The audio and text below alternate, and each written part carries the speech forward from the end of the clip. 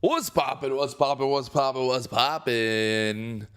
Check this out. I'm kind of upset about this. I might lose some sleep over this for the rest of my life. So last night, if you look at the Nasdaq here, we had this move right here. We had this move.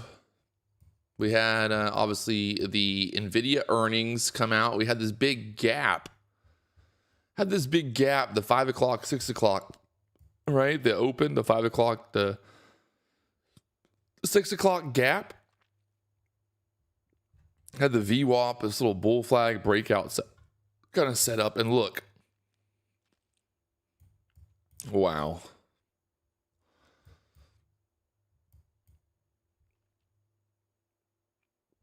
I had a real good feeling. I had a real good feeling this gap would get filled, and saw that setup, but ended up just not taking it. And look at this pushback up from the 230s up there to the 477s now. So that would have been beautiful, wouldn't it? That would have been real nice. Look at that thing. What in the fuck? What in the fuck? Look at that. Are you kidding me? God. Oh, man. Whatever. You gotta love it. You gotta love it. Right now on the 15-minute chart, we're right above that pivot point, 19,444. We had the Nvidia earnings yesterday. Nvidia earnings coming out. The market obviously not too excited about the earnings, dropping down basically. What was it? Dropping down yesterday from the 474. So I guess we're back to where we kind of closed yesterday. Or actually, we're above where we closed at. We're actually above where we closed at yesterday. So we closed yesterday at the 19,417s. And right now, the 15-minute chart got that pivot point right there at the 44s. You got the VWAP down there at the 368s. Had a pretty big downward trend there yesterday. So we'll see kind of what happens today. It doesn't look, I don't know. Looks a little scary. Buy the dip, don't trip.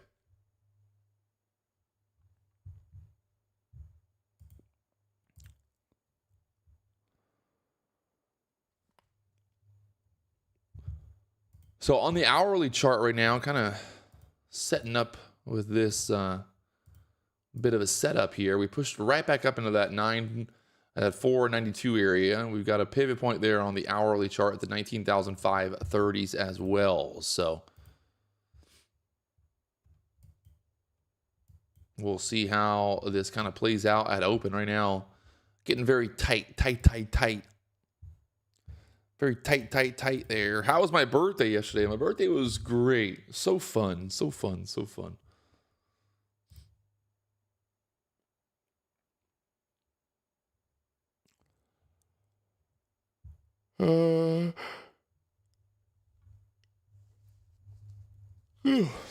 Looks like we had a bunch of numbers this morning. Data coming out there at 8:30. Market popping, dropping, popping like it's hot. So we'll kind of see how this plays out here. If we can get this breakout here above that 500 level again, I think we maybe start to push back up. Pivot points and all that stuff to look at here. Pivot point on the Nasdaq up there, 19,660. 444 pivot right below us. So we do have that small gap, the close from yesterday, 415 area to look at.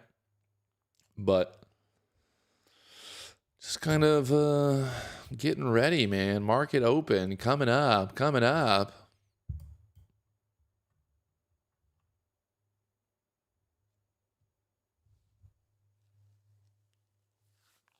Oh. 3 a.m. wake up, baby. That you know, it's funny. I always wake up now. I wake up before my alarm even goes off. I wake up before my alarm goes off.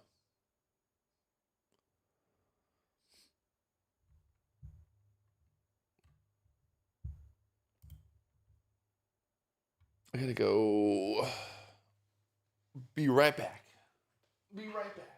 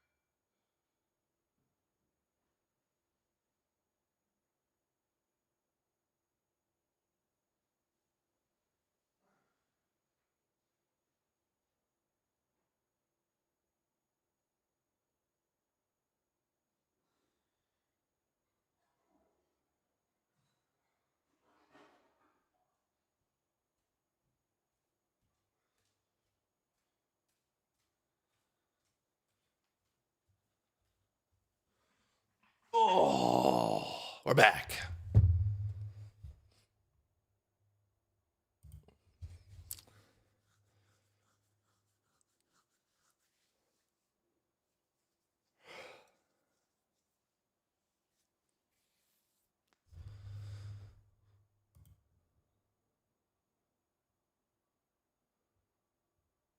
Patrick Wieland in 2023. You will never see me selling a course. I don't think I said that, because in 2023 I already had the market flow trader course. So what you talking about?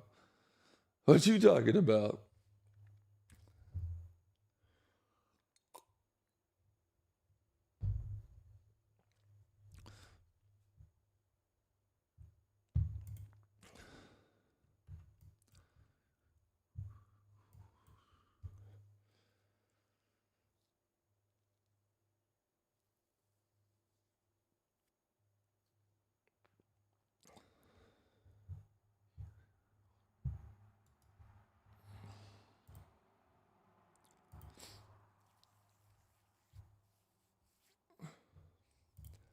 Apex is 80%, not 71%.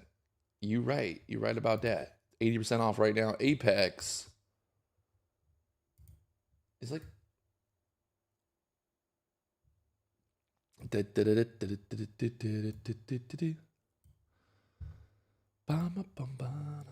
banana. All right. Getting ready for the market open here. We got a little less than 6 minutes right now. We got no news. I think we had a little bit of news later on. Yeah, pending home sales. Pending home sales at 10 o'clock, but not a big number. We had all the big numbers already. GDP and jobless claims this morning here at 8:30. If you're just now tuning in, look at this move last night. It was funny because we were getting ready. We were cooking dinner. I was making some steaks on the grill last night, and I was looking at this setup last night when I was like, I think it was like 6 o'clock, 5 o'clock yesterday here in Hawaii, 5 o'clock in the afternoon. And I saw this type of setup. I saw the gap there in the NQ and thought, like, man, that thing is definitely going to get filled. And it's pretty wild because look at that setup. Oh, my Lord. 200 points. Sometimes you just gotta roll with the punches, man. You gotta get in. You gotta get in. You just gotta get in, man.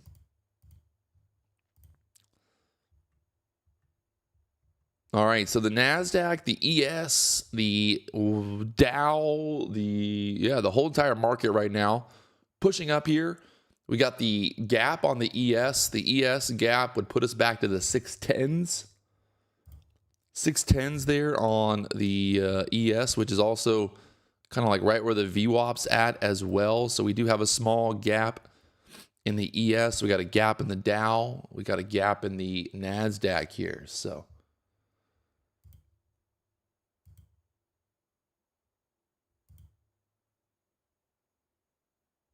it's time to party, baby. Do.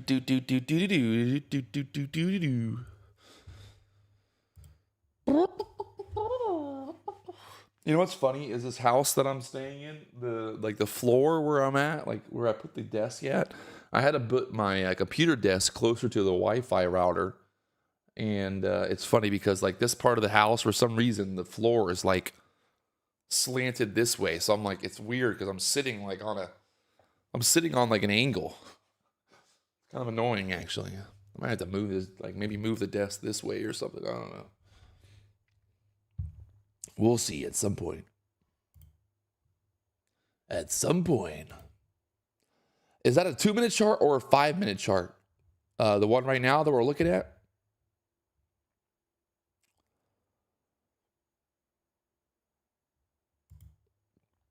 Well, this one right now is the 5-minute chart. You can always see what time frame I'm looking at by the background.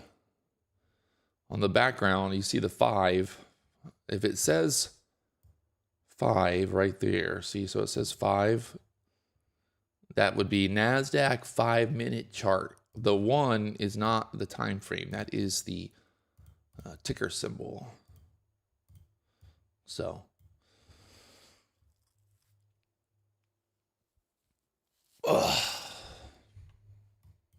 We got a little less than 3 minutes, 2 minutes here till market opens right now. Kind of watching to see how this plays out. We got that 19,440 level pivot point there.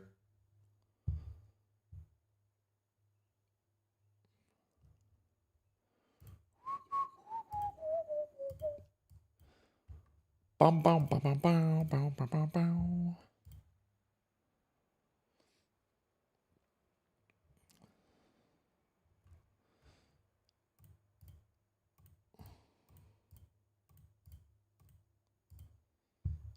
Do you still use tick charts? Not really. I haven't been using the tick charts. People always ask me about that. There's no specific reason why I stopped. I just stopped. Kyle Grove, is your course aimed at experienced traders or can a newbie jump on? Kyle, a newbie can definitely jump on, my friend. Yeah, no, the course is not built just for expert traders by any means. Dude, these little like bugs in here, little termite thingies. I think they're little termites, little flies. Little flies in here. You got termites in the house.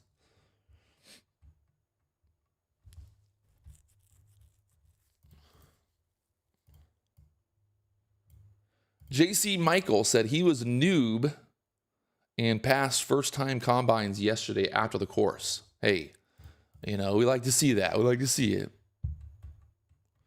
We like to see it, man. We like to see it.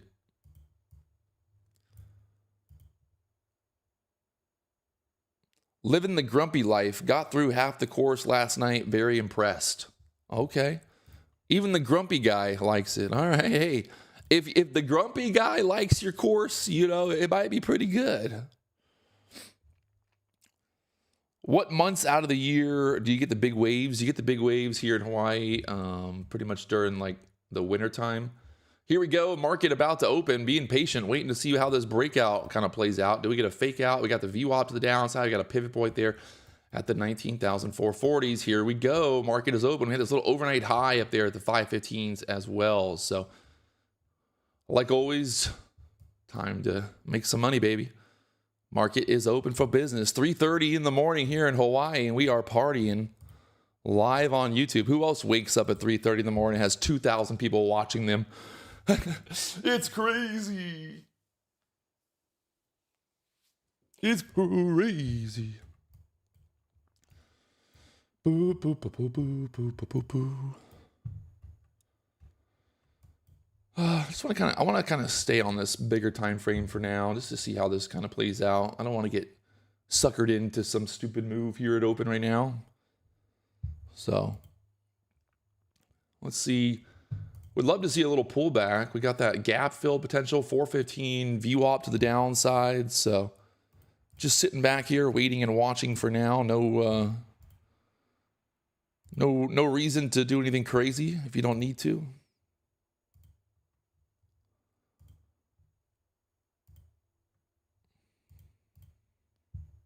Got the ES pulling back, got the Nasdaq kind of just sitting right there for now. Bum, bum, ba, ba. Yeah, bum, ba, ba, ba, ba, ba.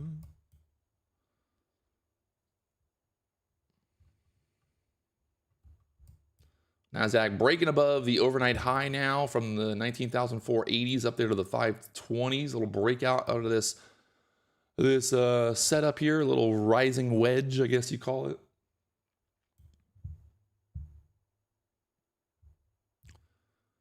And still going. Still going.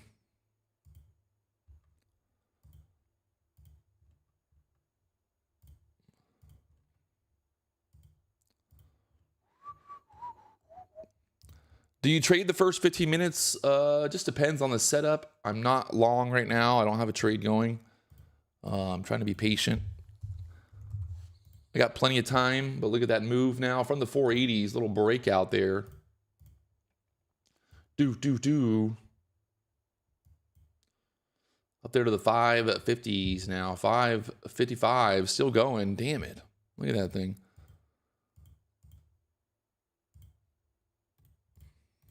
It's beautiful.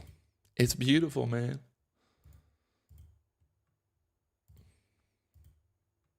The Dow pulling back right now, pulling back to the VWAP actually. The Dow straight down.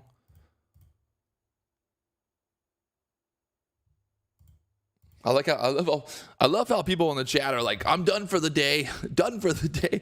I'm like, well, the market just opened 2 minutes ago. Would you go? You guys are killing it over here.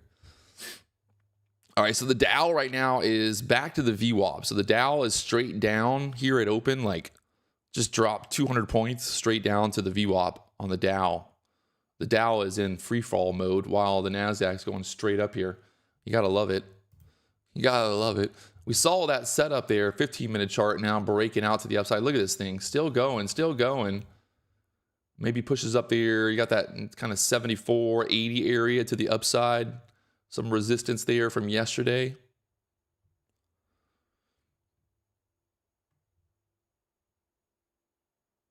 There she goes. Lordy, lordy.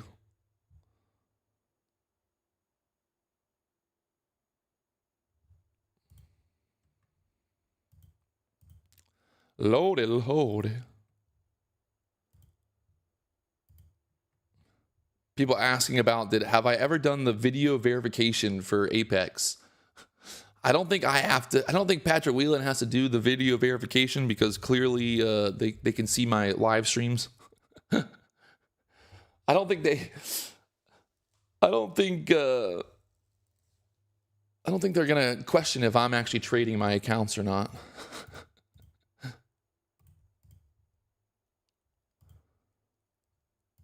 I mean, it's not even about me sending them business. I mean, all of my trades and most of my trading is on YouTube, so I don't. It's like I'm already video verifying.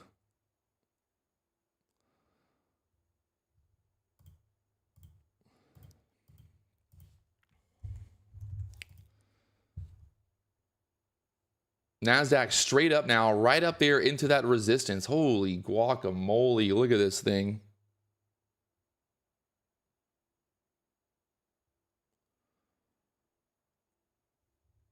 Wow. Straight up move there on the 15-minute chart so far. Still going, just grinding, just straight up here out of this open. Look at that thing. 3 candles straight up here so far. It's a good time. Good time to be alive.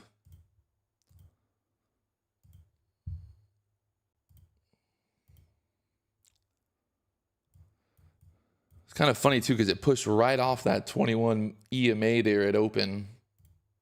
You can see there at open right off the 21 EMA from the 480s up there to the 600s now. Over 120 points in this first 5 minutes of market open. So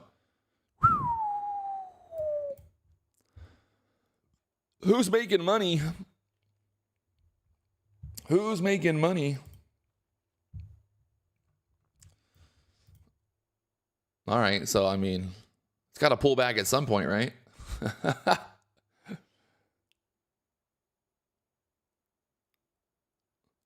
Wondering why you disappeared so quickly yesterday, Patrick.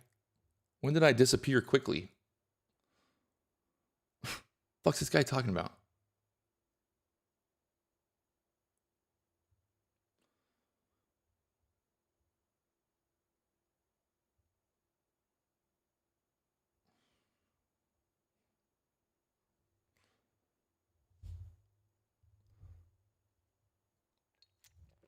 Oh yeah, my computer froze yesterday. Sorry, my computer froze yesterday.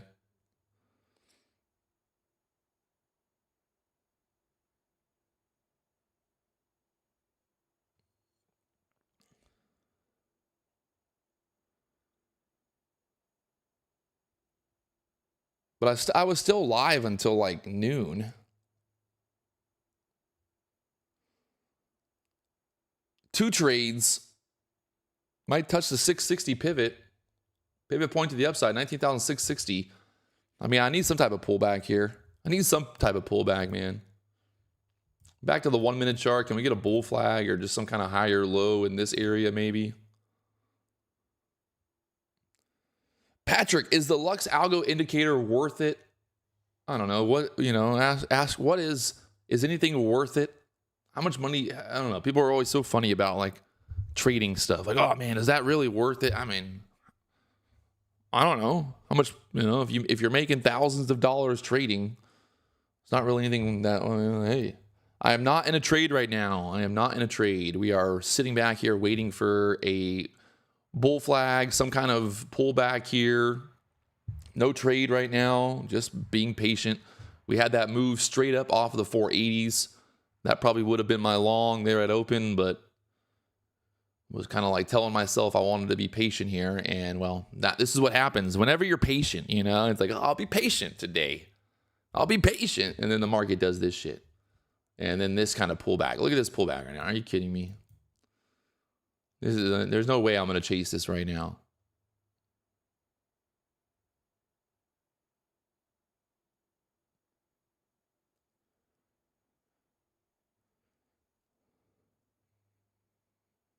You like wedges and flag patterns? I mean, it's not that I like them. I just think they're very valid ideas. Flags, bull flags, bear flags. They're pretty much like the holy grail of price action, at the end of the day. Somebody the other day, it was so funny because somebody had a whole argument about how he was like, man, I've never been able to read the price action until I started trading ICT, and now I can read price action. And I'm like, bro, at the end of the day, every strategy, every indicator, every idea, everything about trading comes down to price action. So the fact that you think that you can read price action better because you learned ICT is it's a placebo, right? Because it's price action. Like, doesn't matter what concept you use, doesn't matter what strategy you use. At the end of the day, the root of all evil, the root of every trading strategy is price action. So, it's kind of like giving credit to like, oh yeah, no, I'm so much better at reading price action now because of ICT. It's like, no, you're just better at reading price action.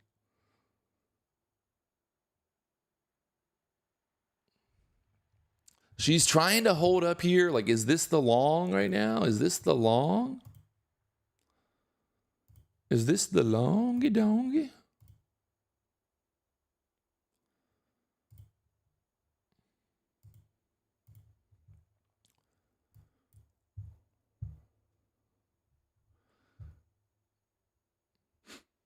Stuck right below that 19,600s for now.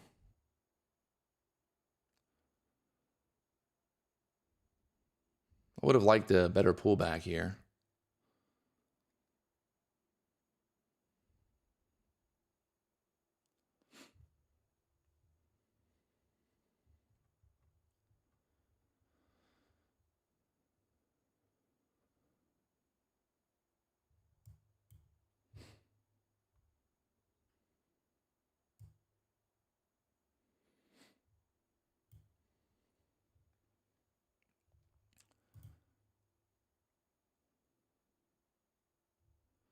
A little bit of a like small double top there at the 19,600s. If we get through that 19,600 area, see if we get that continuation. Got 640, 660 up there for now.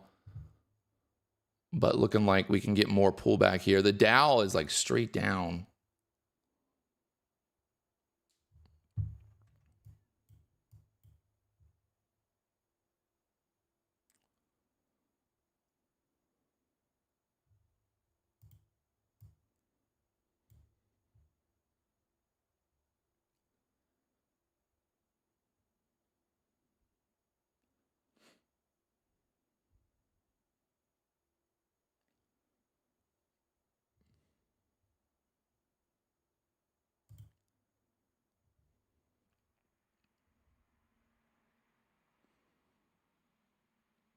Nasdaq pulling back here into that 21 EMA currently.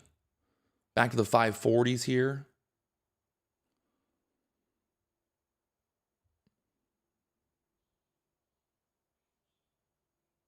Big push up this morning, and right now I'm pulling right back.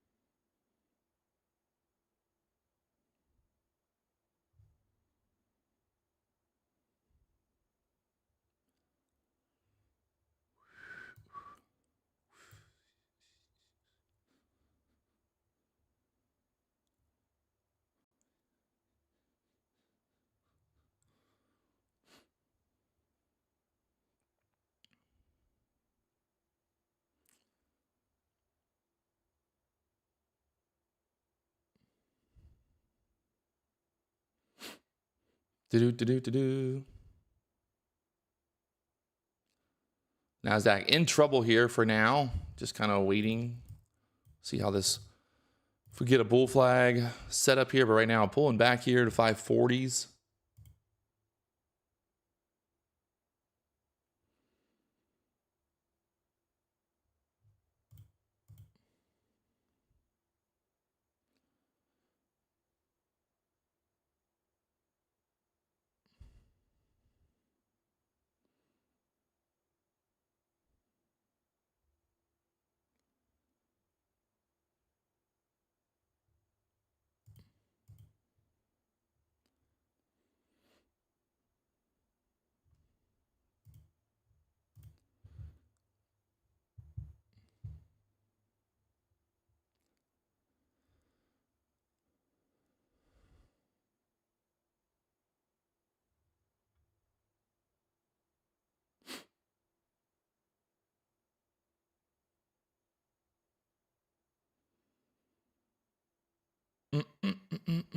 Got the 15-minute range coming up here very soon. Are you looking at the chart? No, I'm looking at the ceiling. I'm looking at the ceiling right now.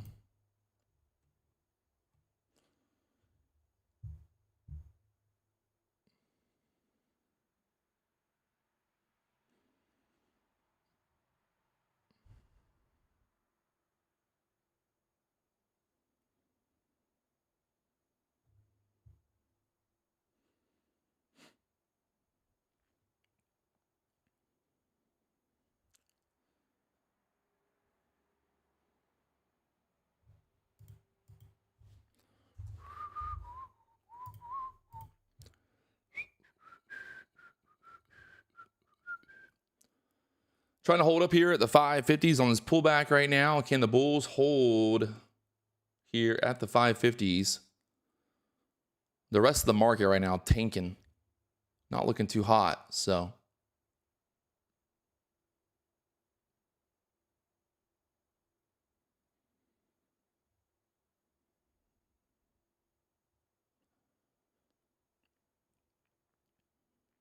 That Dow is just, the 15-minute candle on the Dow is just one big red candle straight down at open.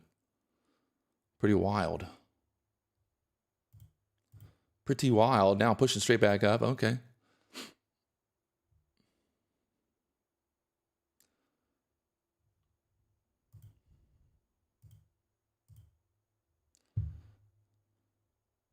Just don't love this pullback, like breakout setup right here yet.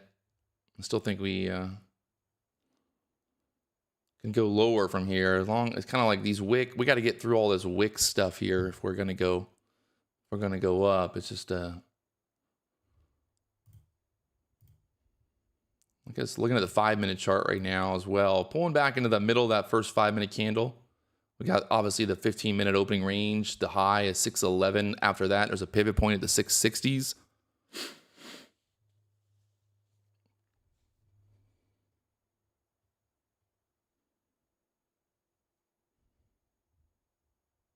So.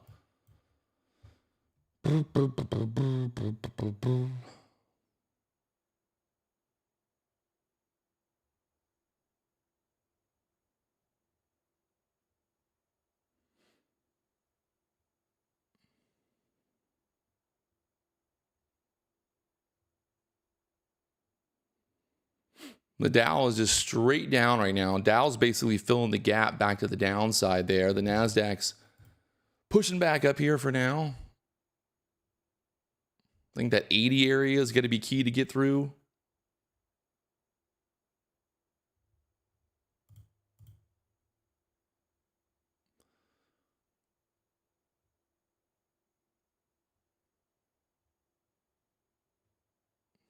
Got some news at 10 a.m.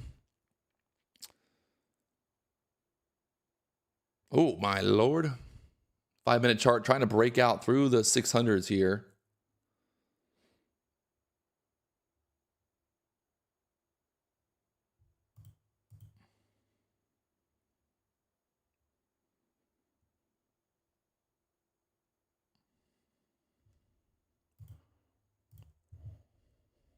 Trying to get through the top of those wicks right now. See if we get that breakout through the 600s.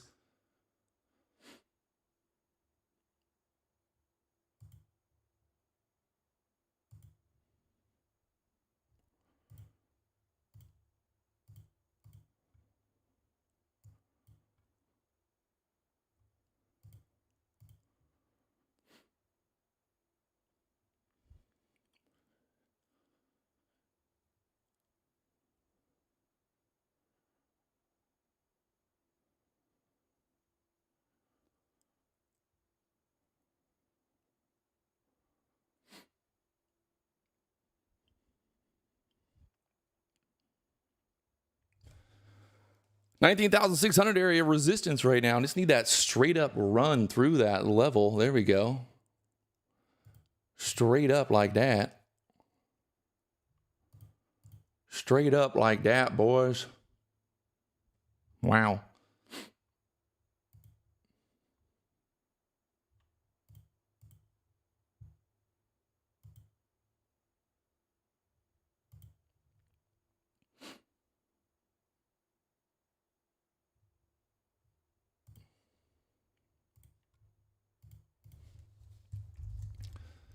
I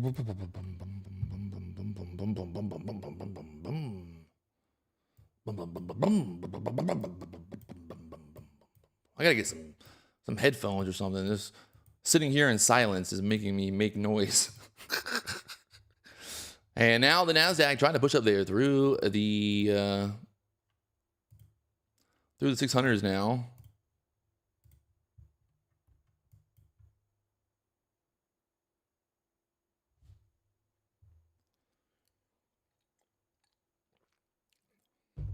Start your cars, guys. I'm in Hawaii. I don't know these trolls, man. They don't understand. People are like, wait, you're not in Florida? You must have rented your cars in Florida, I guess.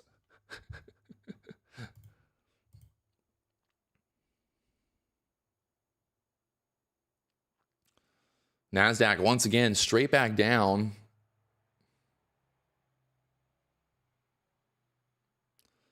You don't have a car in Hawaii? I got a truck in Hawaii.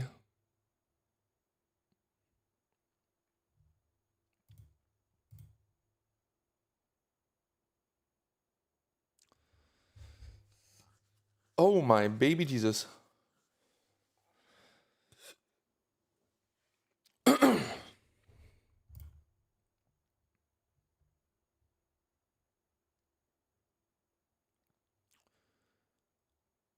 If we lose this area here, I think we start to sell down and try to get back down there. VWAP, maybe pivot point. This 550 area has got to kind of hold up here.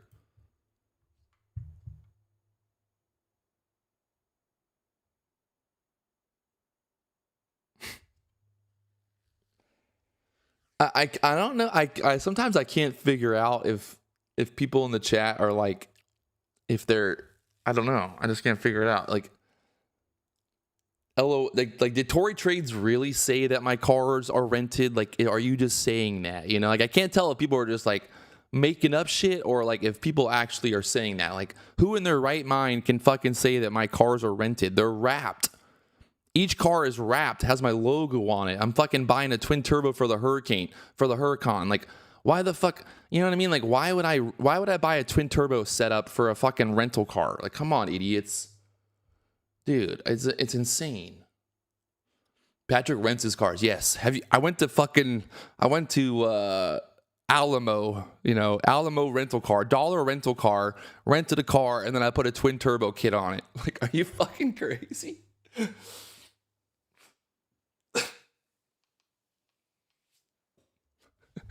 I'm gonna install a turbo on my twin turbo on my rental car. Yes, that makes so much sense. Nasdaq, the ES, everything dumping down right now. Will we get this move back down? The bulls are trying to hold it up here at the 550s for now.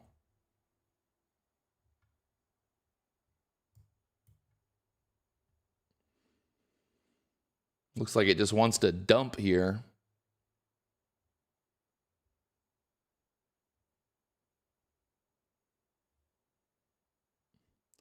The Dow right now filled the gap. The Dow had a big like 500 point gap, and it filled the gap here. So now the question is, what does the Nasdaq do from here?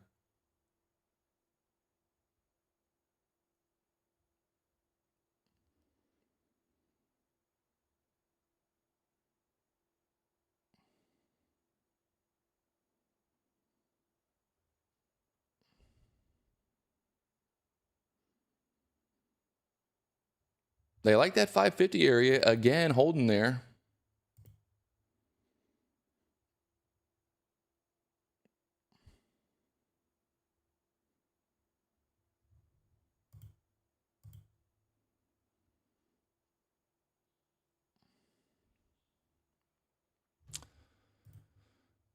Just kind of chopping here on the 5-minute chart for now. These wicks.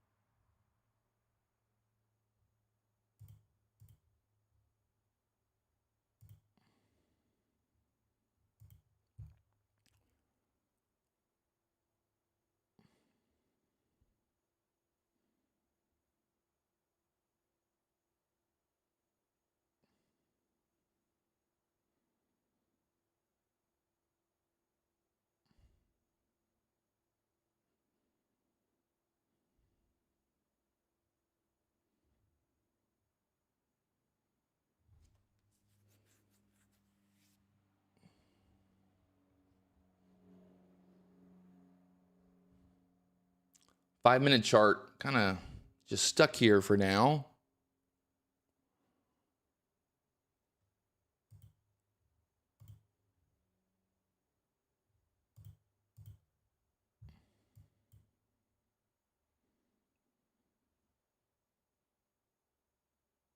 Got the VWAP down there, pivot point at the 440s. Oh my God. What in the world just was that? Look at that. Pop straight up. Straight up pop there.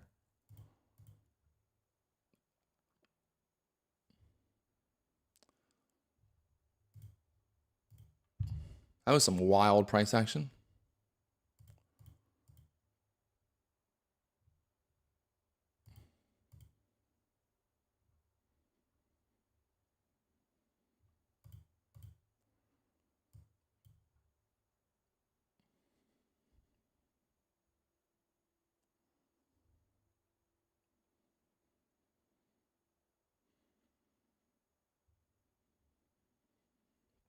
Nasdaq's almost to that pivot point now.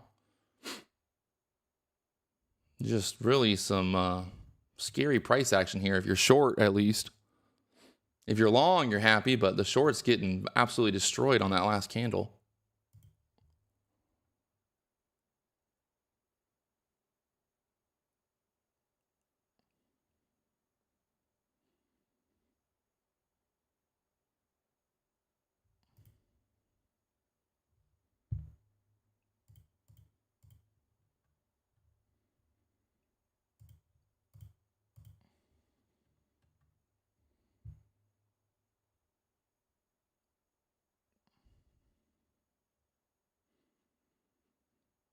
Breaking out of the 15-minute range here.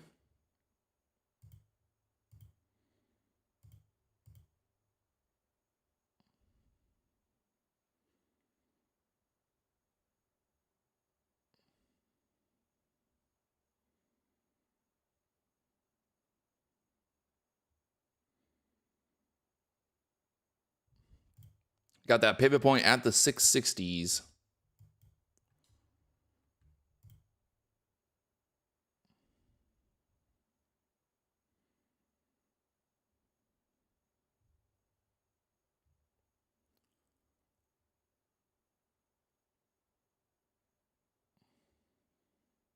Home sales coming out here in 2 minutes.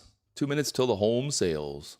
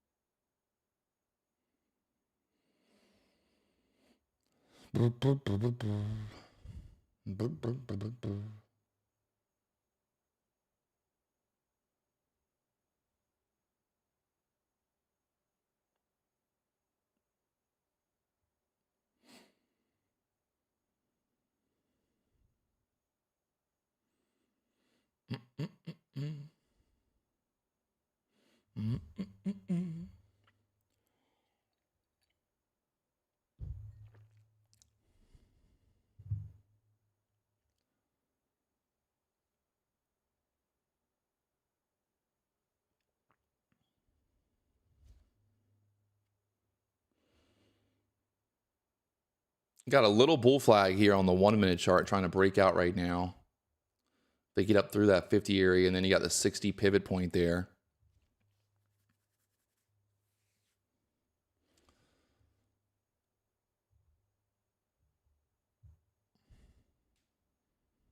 Market's waiting for this news to come out here. Home sales here in 5 seconds. 5 seconds.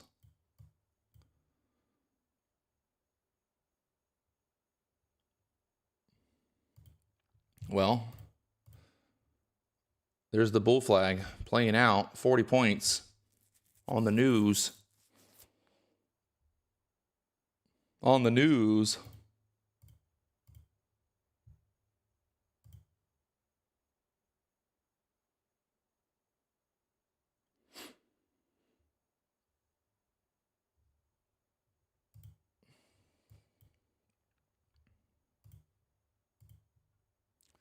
Bow, bow, bow, bow, bow, bow, bow, bow.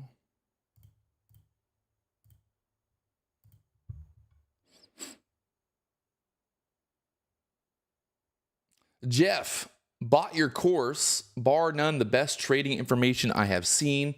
I've seen hundreds of excellent people putting it together, simple but very powerful, and you passed your first evaluation. Let's go. Up there to the pivot point now from the open pivot point. Well, from that, we had the 440 pivot down there, up there to the 660s now, still going higher. Lord, oh Lord, oh Lord.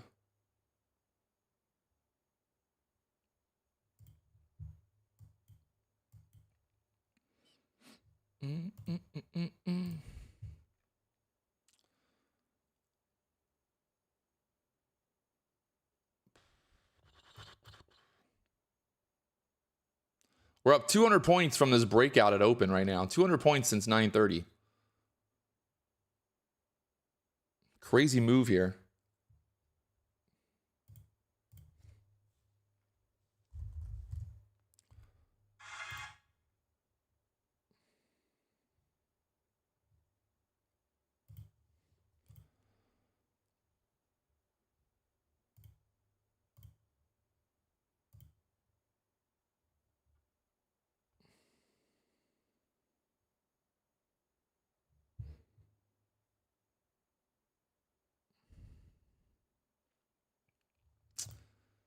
Bum, bum, bum, bum, bum, bum, bum, bum, bum, bum, bum, bum, bum, bum, bum, bum.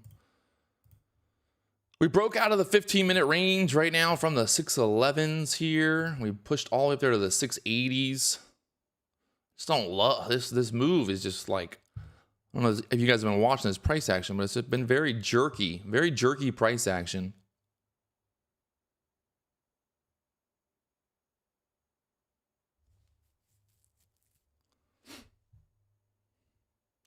Right now, testing that kind of 15-minute opening range once again.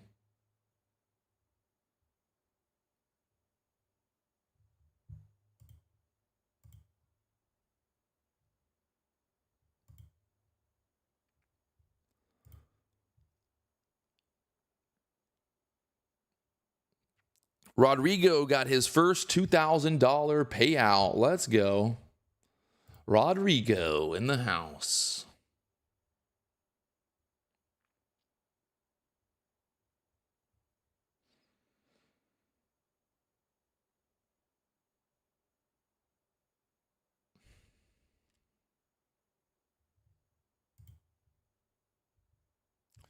Do you enjoy streaming? Yes, I love it. It's so much fun.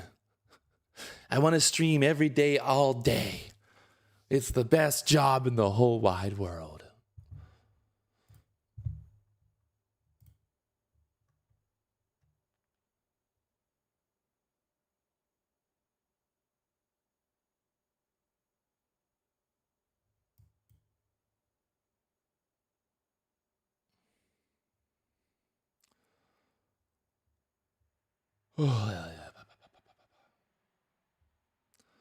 The problem, I don't know why, but my fucking computer won't play music over my monitors. So the only way that I can play music, I'll just play it on my phone. How about that? We'll just put on my fucking phone music. Just put on my fucking phone. Just gonna put it on my phone, man.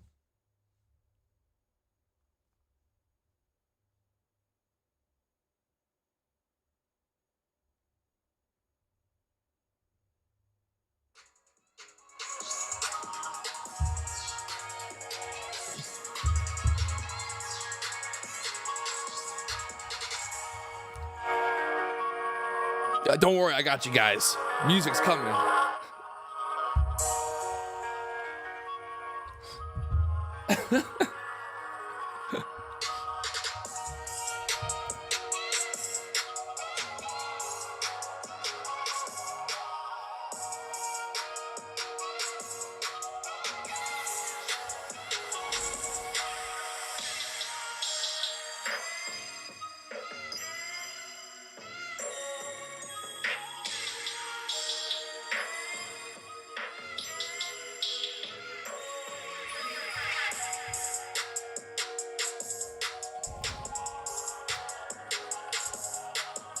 We're pushing back up into yesterday's high, the overnight high. We broke through yesterday's open there. The opening range yesterday we broke through right now, but still just looking real sketchy up here. I don't know if this music actually helps or not, to be honest. No, I think it's just annoying.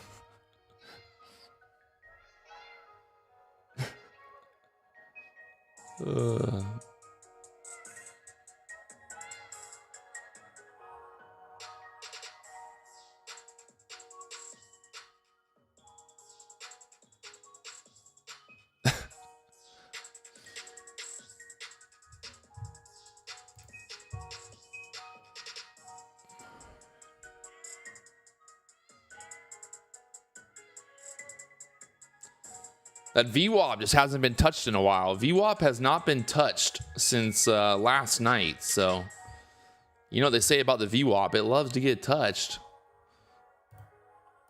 Right now, we're kind of holding this trend here in this little bit of a channel currently. A little bit of a channel here.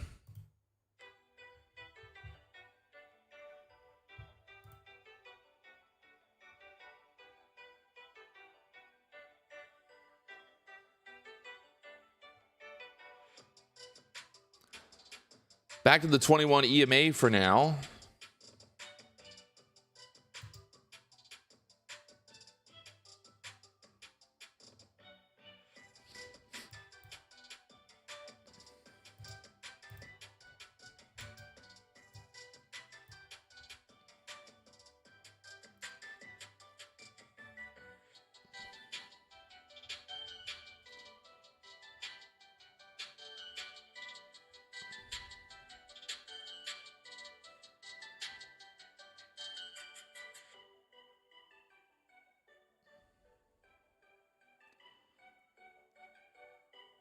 I think if we lose this channel, definitely 550 to retest, and then VWAP down there 460s. So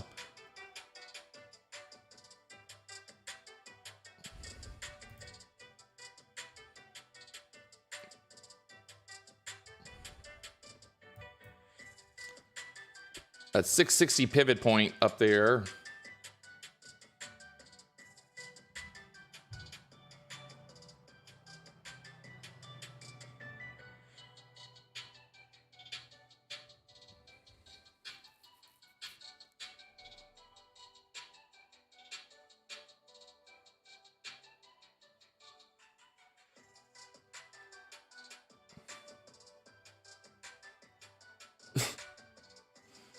Can you go to prison for telling your viewers when to enter a trade? I hope not. That would not be, I would not survive in prison.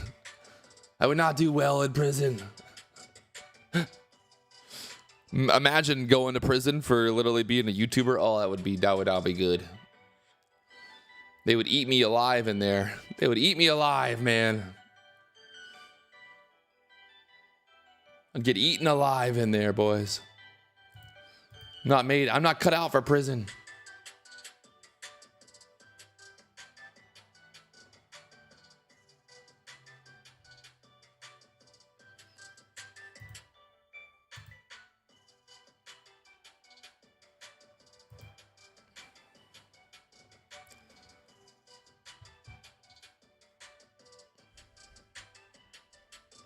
Battle here, 19,600 level for the bulls. There they go through there now. Will they start to move this back down?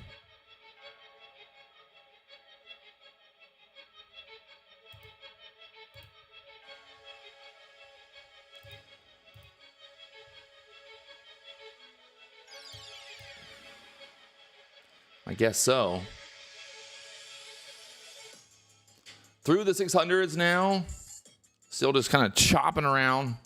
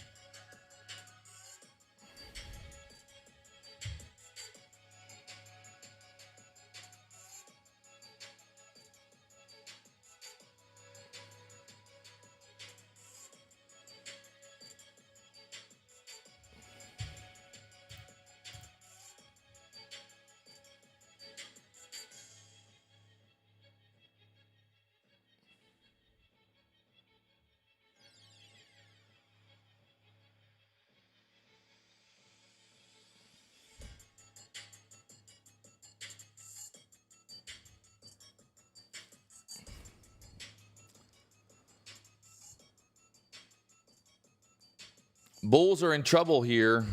The 600 level battle right now.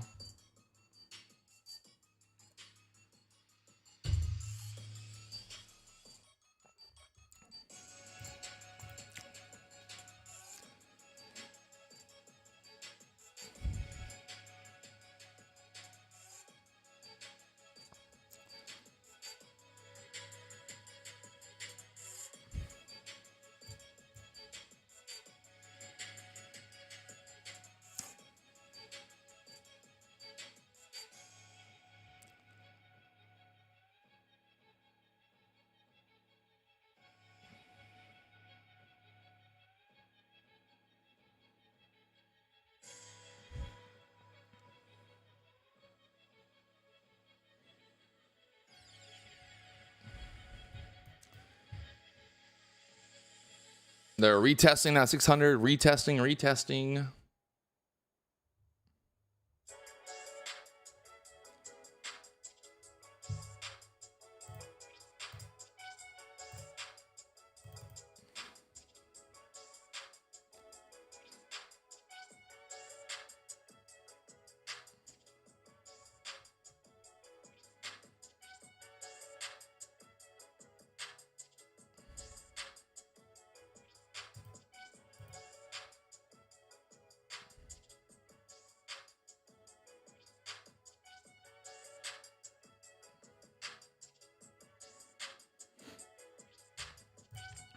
If we get above that 630 level again, maybe we get that next push up there towards the 19,700s. But right now, just kind of chopping around here at the 600s. So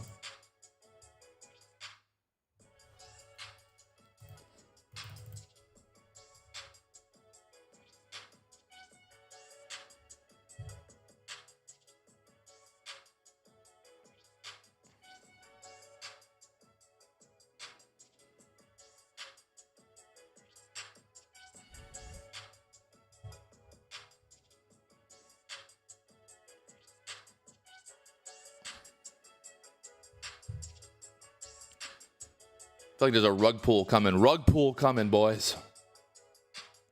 Rug pull.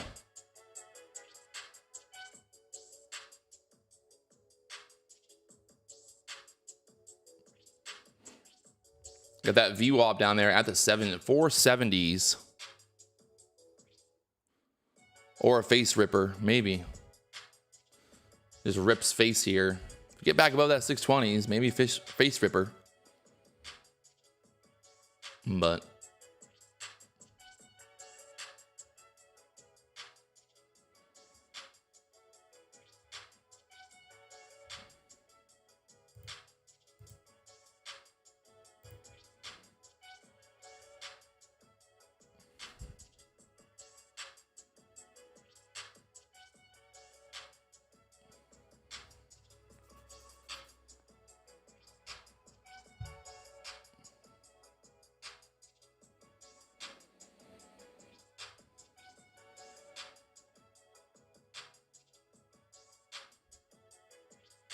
Nasdaq's just holding up here, 19,600s. The bears, the bulls battling. Who's going to win? Someone's about to get their face ripped off. Not sure who it's going to be. They're going to trap a lot of bears here and try to squeeze this straight back up.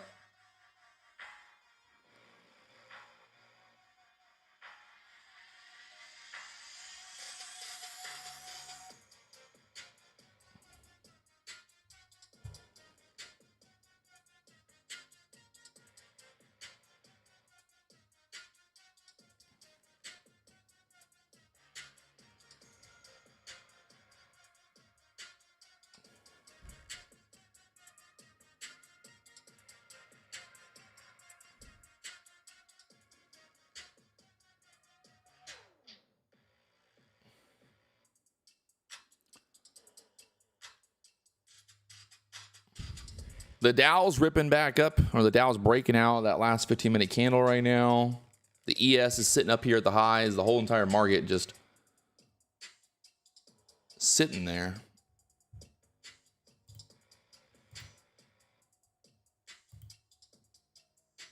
Whole entire market just sitting there.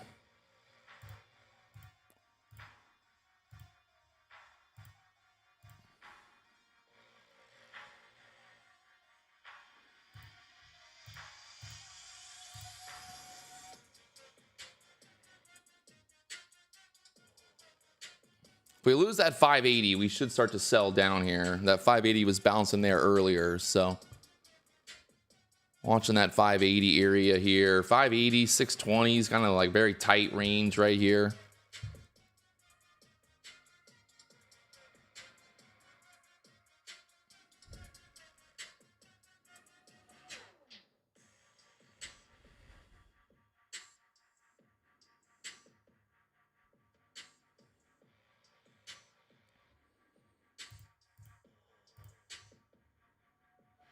Losing that 580s now.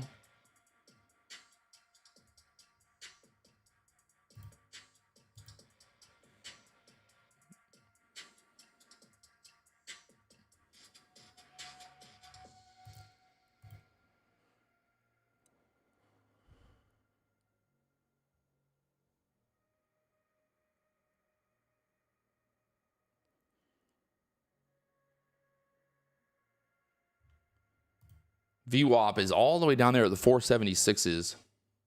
476 VWAP down there. Pivot point as well at the 440s.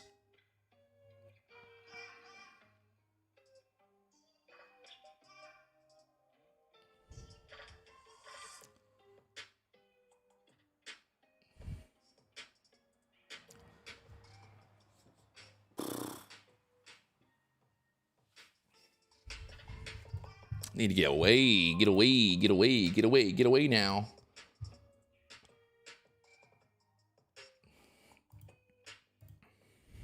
There she goes.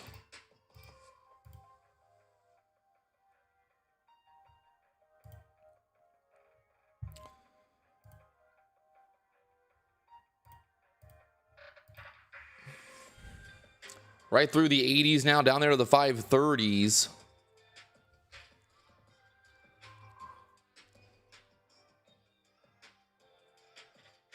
I told you that. I told you there was a rug pull coming. I told you. I told you there was a rug pull coming.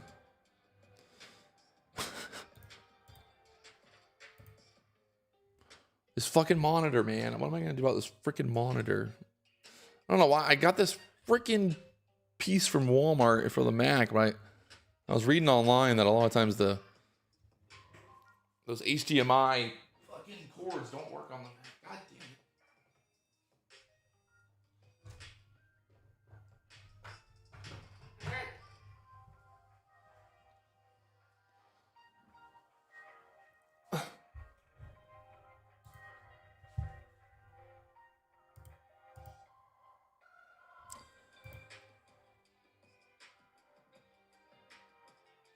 Unplug your HDMI and plug it back in.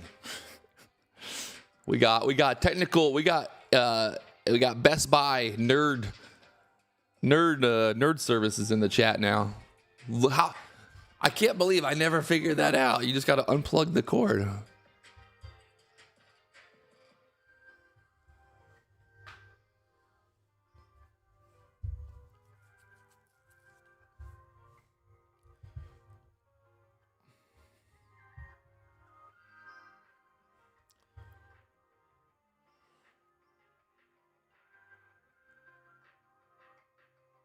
Michael said, "Oh no, Patrick, did you lose trade?" No, did not lose trade.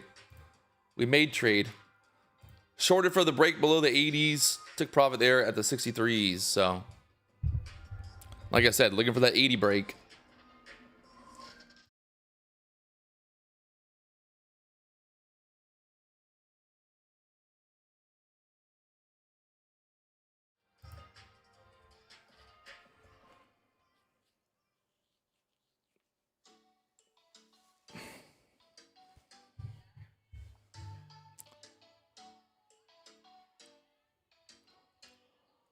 When do you know when the move is over?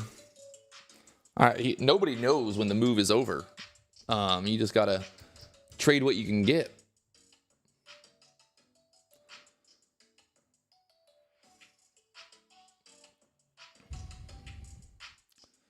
I'd be very surprised if this doesn't touch the VWAP today.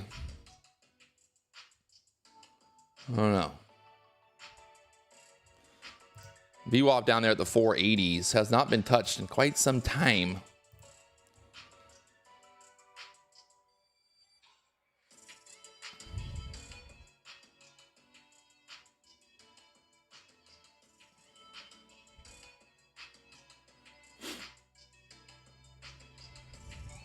We're losing that 550 support from earlier.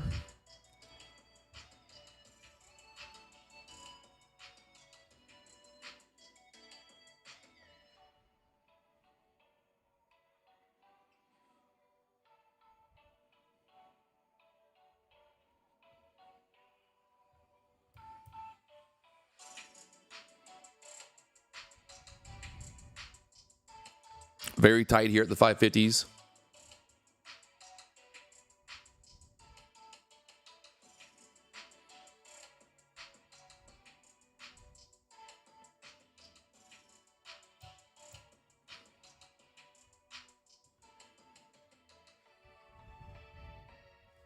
Little mini bear flag here.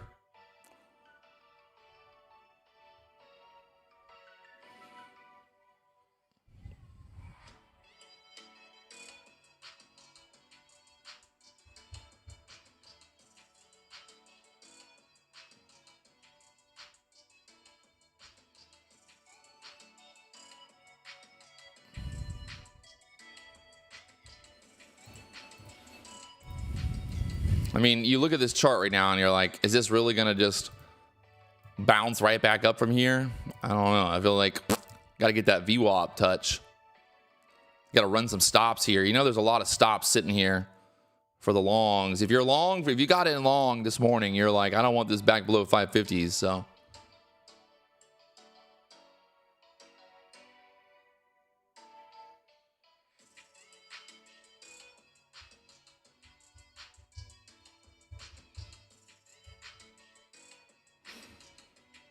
still just holding on there, 550 area, chop chop city.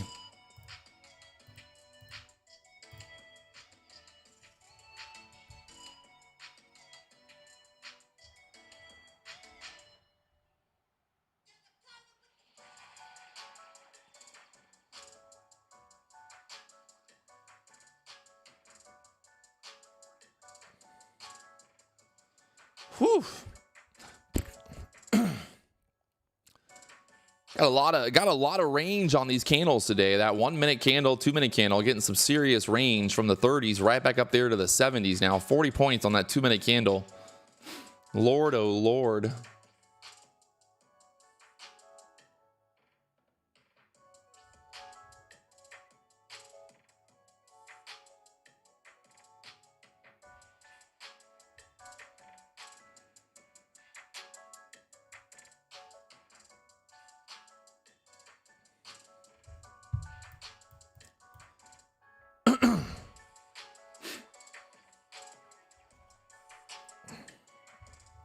Trying to get back up above that 21 EMA for now. They're at the 580s.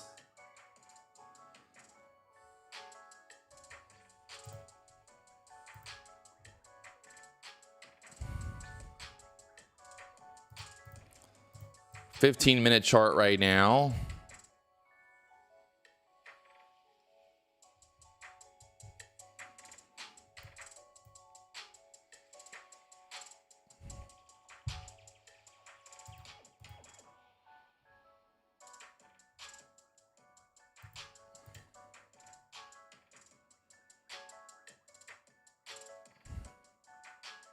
You got the Dow and the ES kind of going straight back up. Nasdaq just stuck here.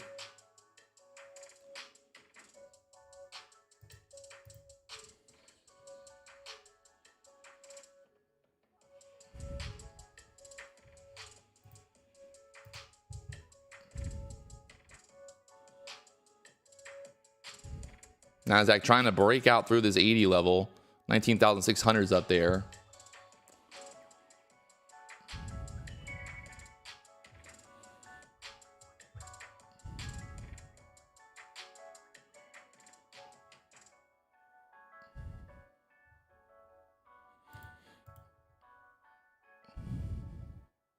There she goes once again, back above 9. Let's get back above that 19,600 area.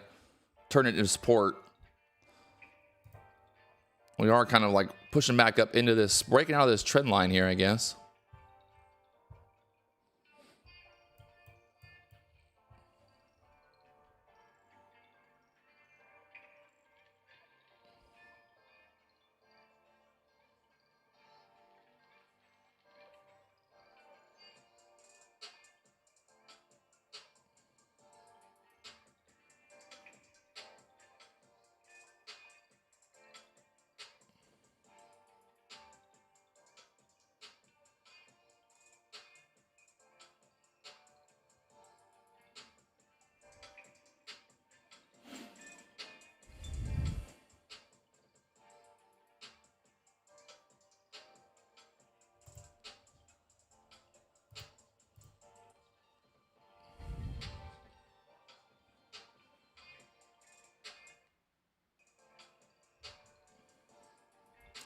Nasdaq trying to push through the 600s here.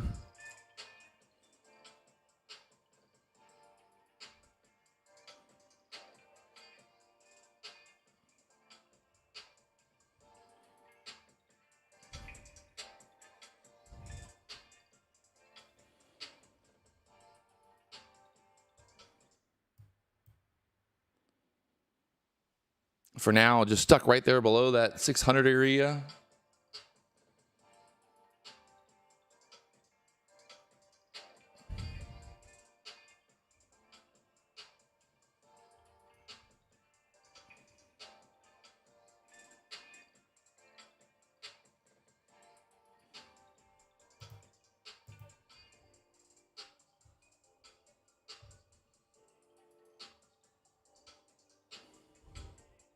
There's that breakout again through the 600s. Straight up there, 620s.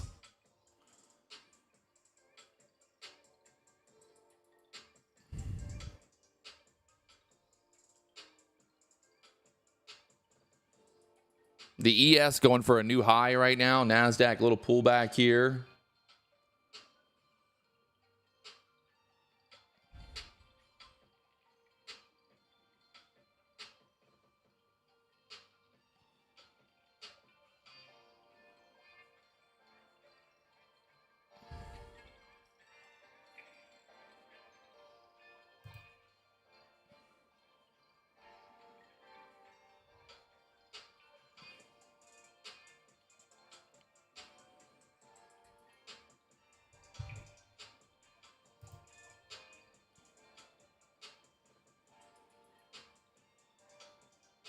Nasdaq pulling straight back down after pushing above the 19,600s, and you gotta love it.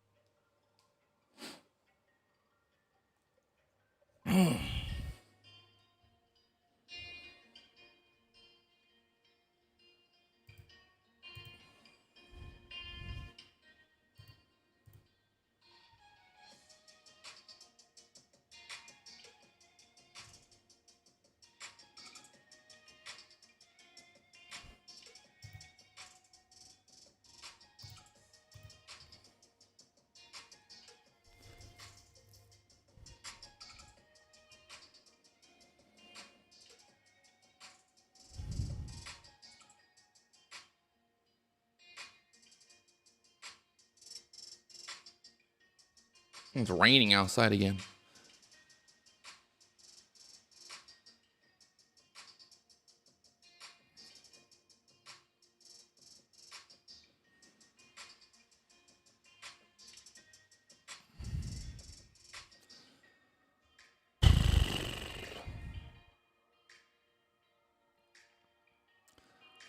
I mean, I think she wants to go higher.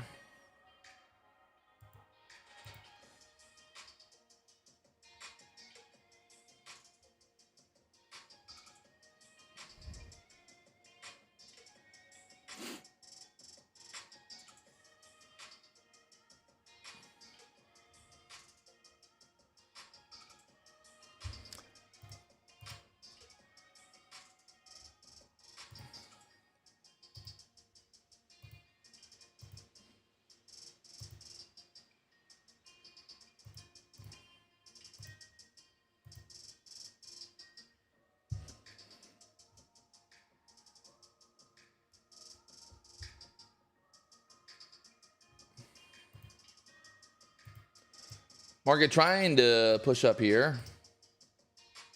There's that push up again through the 620s.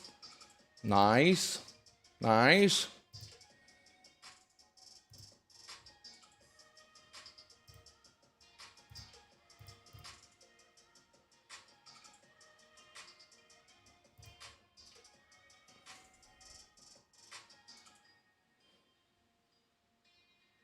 The ES is now trying to break out to the upside there on the ES for now. Freaking monitor once again turned off. Are you kidding me? It cannot work in these conditions, people. Ugh. Now it's back. It turns off and then it gets back. God. Bow, bow, bow.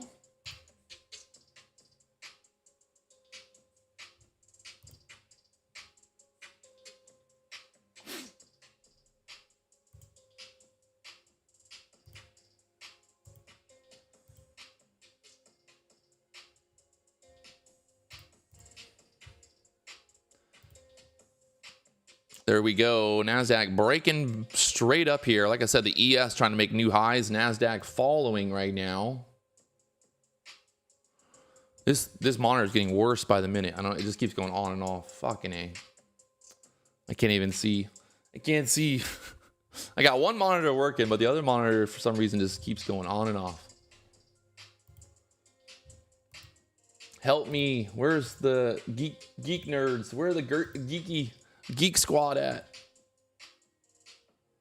I think it's something to do with my like I said, that something to do with the cord, the plug, the adapter, I guess.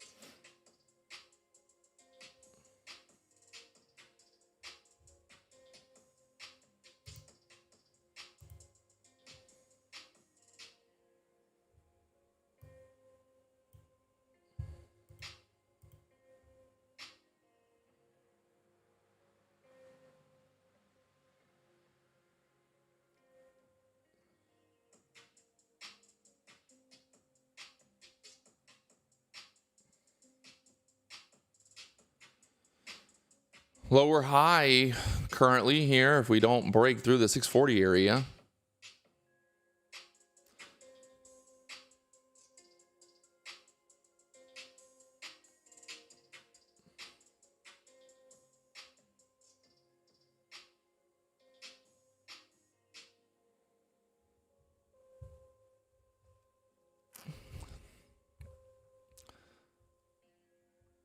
Pre-market high is target for a short. Rod capital.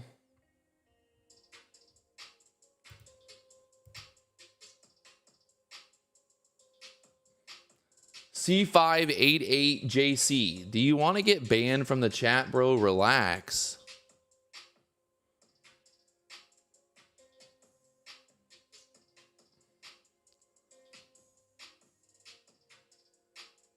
I use the 21 EMA on the 1 minute chart. I don't know why people get like you sitting there making demands in the chat or typing in all caps. Like, I don't owe you shit, you know, like I really don't. Like, so by you making demands, like, tell me right now what he does. Like, I really don't owe you shit. You don't owe me shit. So it's like, relax. God. What'd you have for your dinner? Had some steaks, a little dinner here.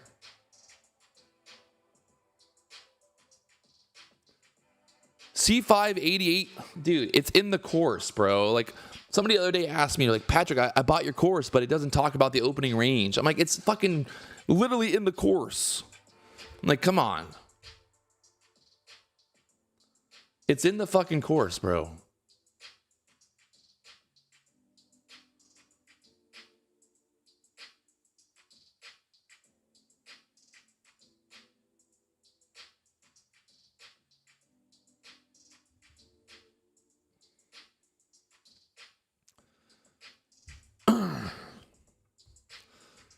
Thing's getting very tight here at the 640s. Like, it just wants to squeeze fucking, do another one of those like 30-point candles just straight up through the 40s next.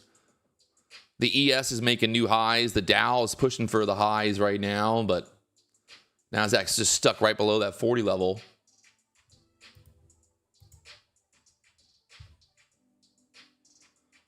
Why are there so many trolls on the live stream? Honestly, every live stream on YouTube is it's like everybody has trolls.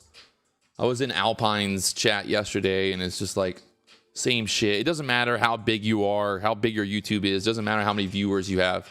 No matter what, there's always somebody out there that has like a very, you know, just waste of a life. They have nothing else to do, and they're just trying to get some attention online. They have never gotten attention online. Think about that, right? Like they've never gotten attention their whole entire lives, and then, you know, now they can go online and get someone's attention.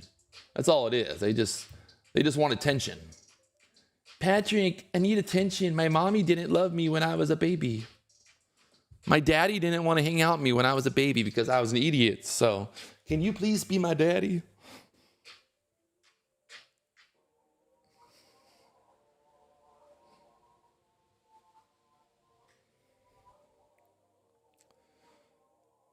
Oh, this 15-minute chart right now. We broke out on the 15-minute chart, obviously. Getting above that previous 15-minute candle high, so the low 98's down there.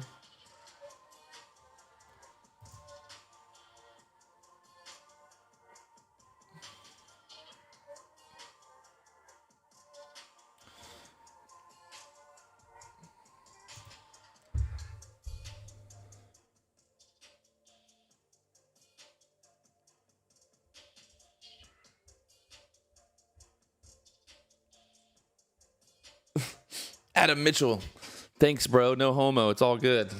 I'll take a compliment from a man any day. I'll take a compliment, you know. Hey, I think if we get through the 630s here, see if they're gonna have enough power to get through the 640s next. The 1 minute chart right now, little bull flag up here. That previous candle high, 28.50.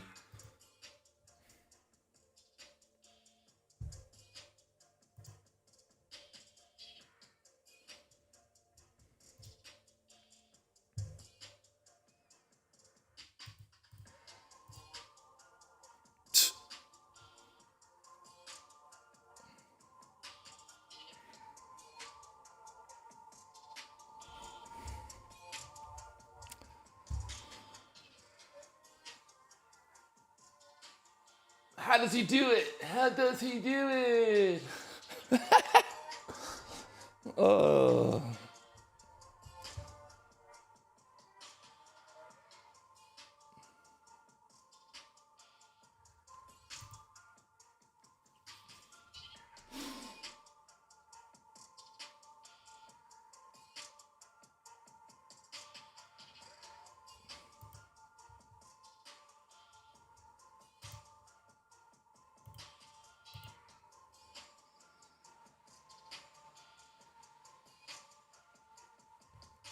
Pushed right up there with the 43s.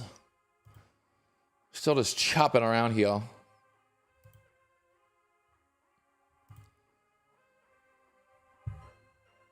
Took my little 10 points here for that move up through the 40s.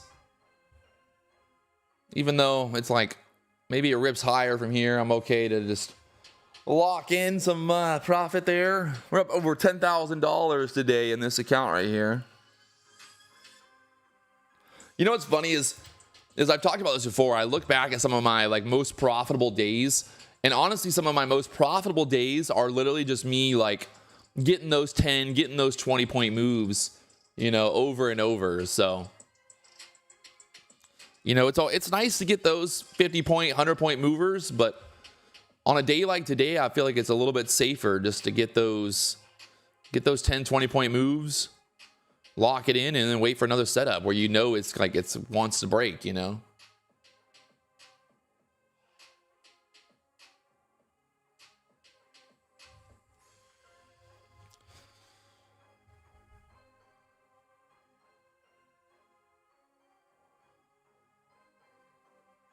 Did you call out the trade?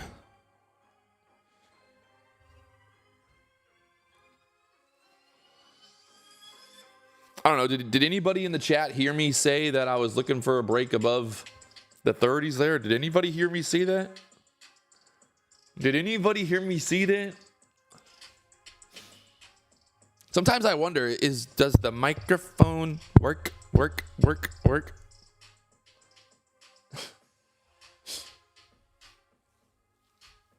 Does the microphone work?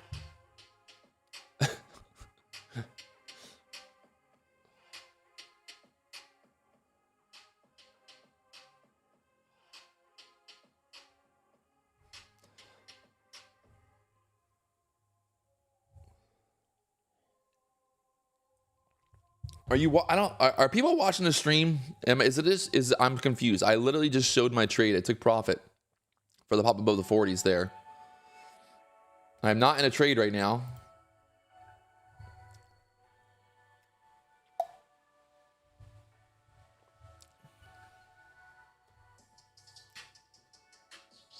Oh my Lord. And there's again, pushing up there from the 30s to the 50s.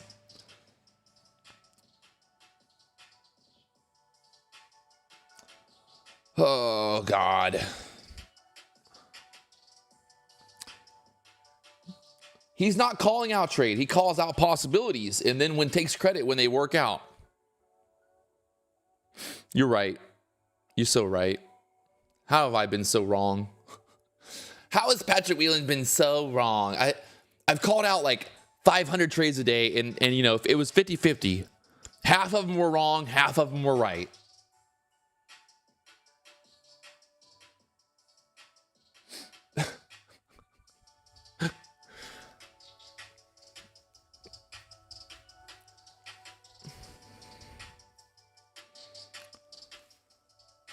Ugh.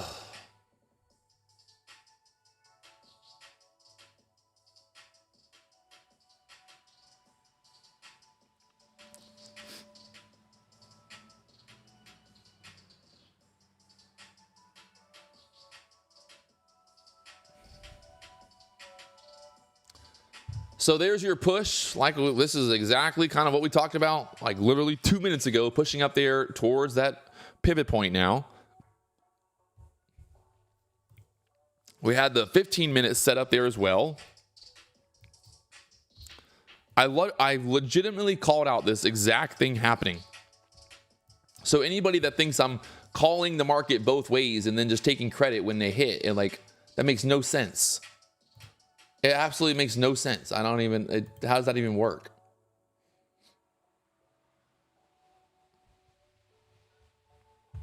Got a pivot point right there, 660 to get through. The high earlier, 684.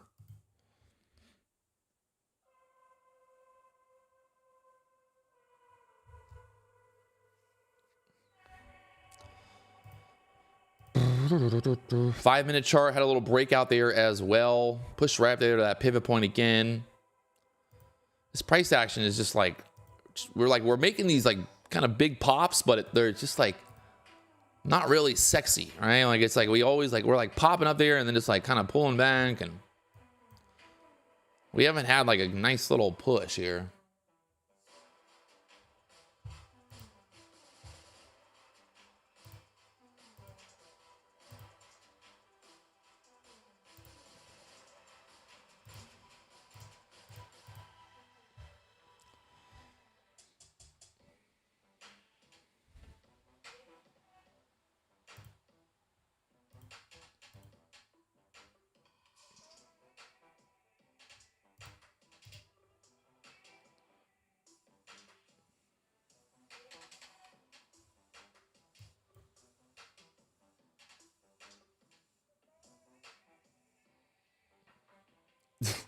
Ethan, start blowing on the screen, bro. Come on, for everybody else.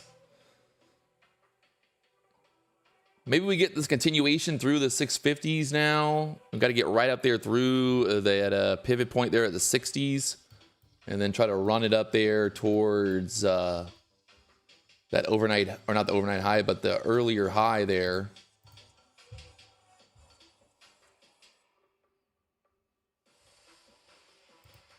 Let's see if we can get this to push.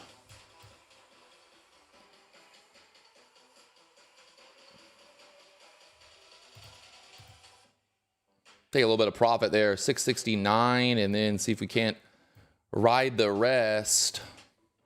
Stop is right below the bottom of this candle now.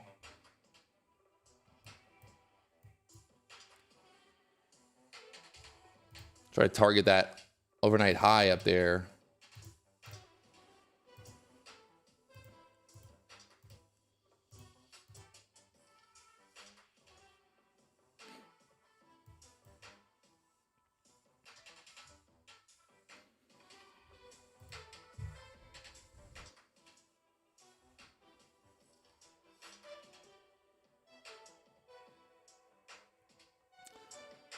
And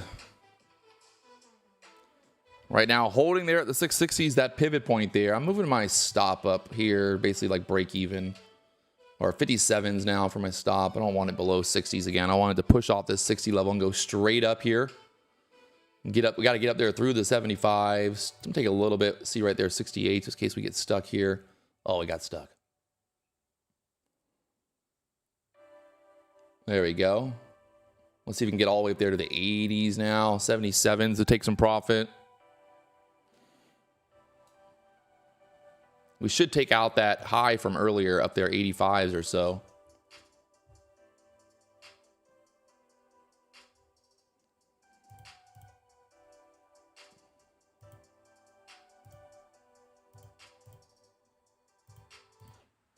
Give me filled 77s, baby. Come on.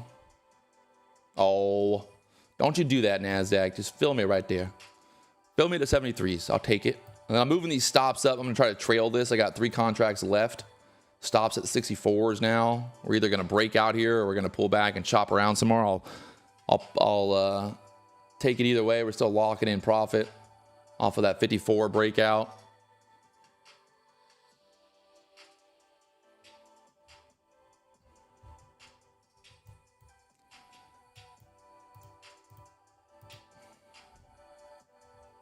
Got another sell up there at the 82s.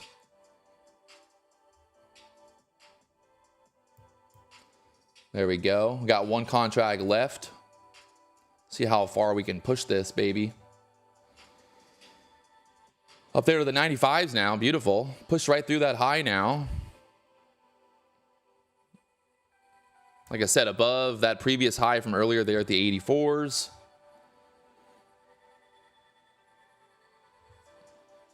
Stop at the 65s, the last runner there.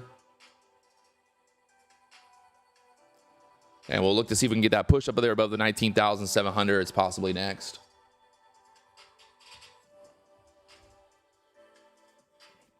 This is a very textbook setup here. Very textbook Patrick Wieland type setup that we talk about in the course and all that fun stuff. So just getting a push back above the high of this previous candle, right? So getting above that 650 area. We had the breakout, and there's that little squeeze up there to the 90s now. And looks like we might just get pulled back and chopped out, but just selling into that push.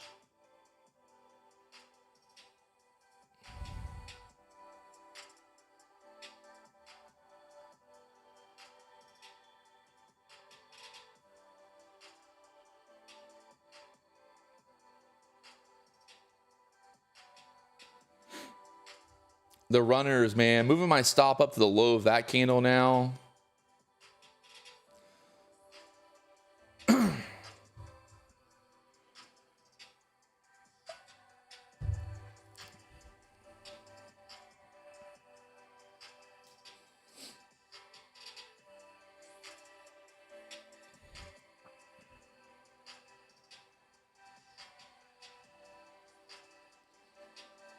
John, if you bought the old course, you should have gotten an email with access information for the new course. Now, I was like having some trouble here. We got to get right through this 80 area. We're going to get denied here. There we go. Beautiful. Beautiful. Give me some more. I like it. I'm going to move my stop to 75 now. Try to ride this momentum straight up here and then just keep moving my stop up. See if we can get through the 90s there next.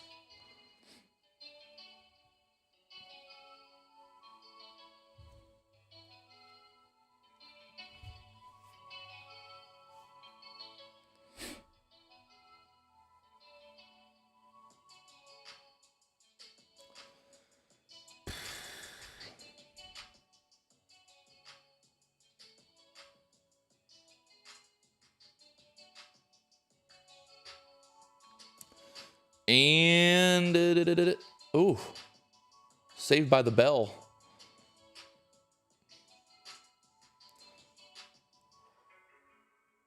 And stopped out there, last runner. So, like I said, we had that breakout potential. Talk about this move before it happened there. Getting back above that 650 area. So back above the 650s, up there through the high from earlier there at the 84s. So, again,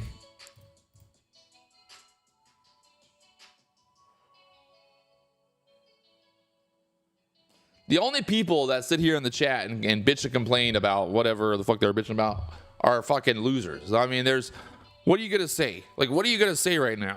Oh, Patrick Wieland, he tells people to go long and then he goes short. And then he says, oh, the market's got to go up, but then he goes short, and like, makes no sense. Makes absolutely no sense.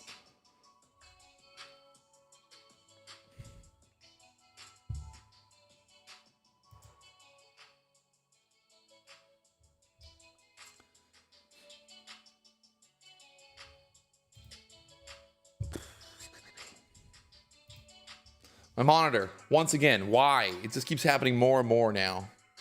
You don't think it's the adapter? I think I read online it's the adapter. Like it's like a USB-C or a DisplayPort or whatever adapter for HDMI that is the issue. Because it's not an Apple one, it's an off-brand one.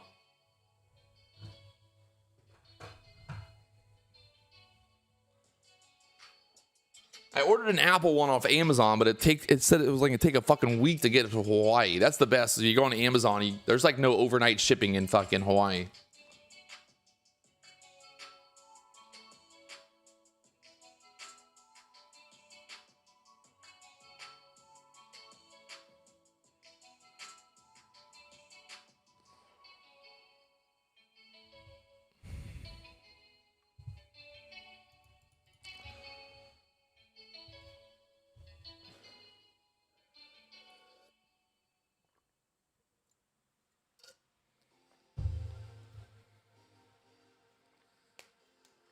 Had a great birthday yesterday. Thanks, John. I got a giveaway right now going on, actually, on Twitter. If you guys want to win the course, we're giving it away for free. I'll pick a winner here very soon on Twitter. Twitter. Is the adapter powered? No, it's just like a line-in adapter or whatever. What were you grilling? Steak, baby.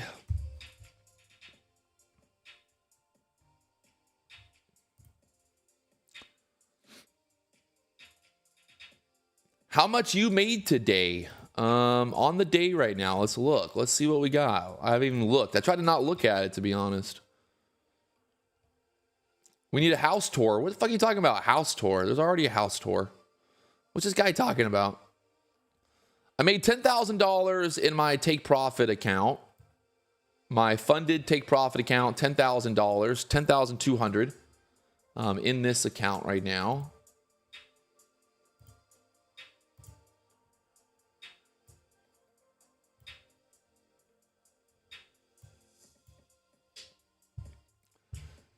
You can see this is my take profit account this morning. 10,100,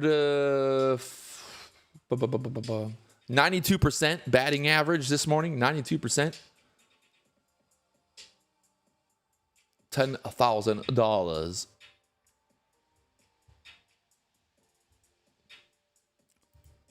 And then in my Apex accounts, Nasdaq pulling straight back down here. This is why I was taking profit up there, not getting greedy, right? Never get greedy, people. Don't get the greed on. The greed is not your friend. Right now, Nasdaq pulling straight back down. We got stuck up there. Oh, my Lord.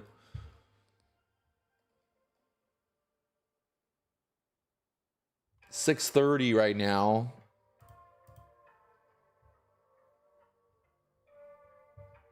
This fucking monitor, I can't.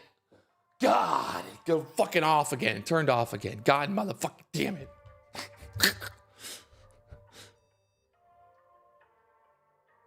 What a joke.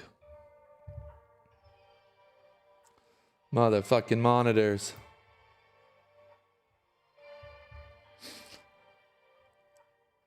Motherfucking monitors, man.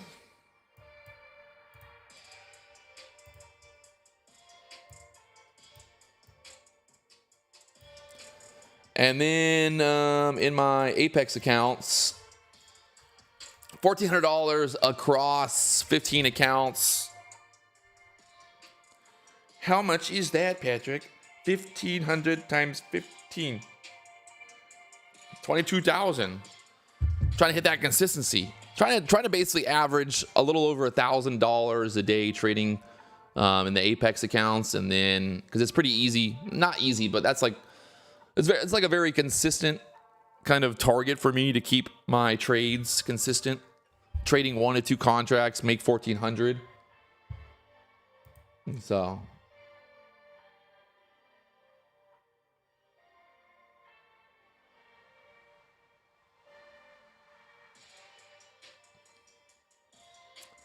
On Apex, I trade the 50K accounts. Right now, Apex has it's $85 lifetime activation fee for anybody.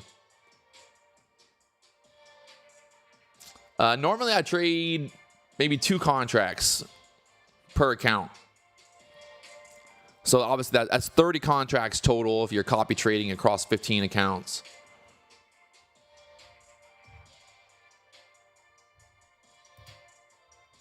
But yeah. Pretty happy with my stats on the take profit account.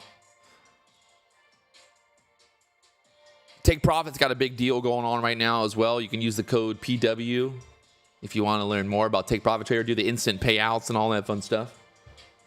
That's right. Instant payouts. Oh, there's Top Step. Gee. What are they doing today? Let's see.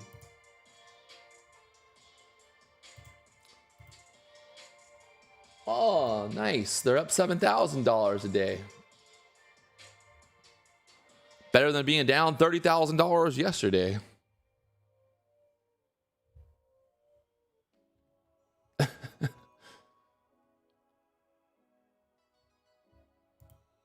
Are you on a live take profit account? I'm on a pro account. I had a live account with Take Profit Trader and ended up taking a big payout and then didn't have much drawdown and ended up blowing it up. So now I've got another account back in the pro status, but they'll probably try to move me back into the live account after making $10,000 a day. Sam sent me a message about my monitors on Instagram. Let's see what Sam said.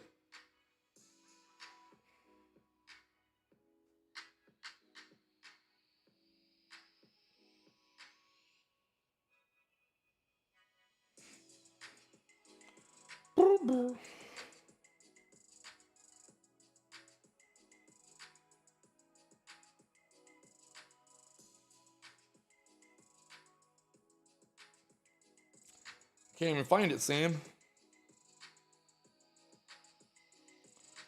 Boop, boop, boop, boop, boop.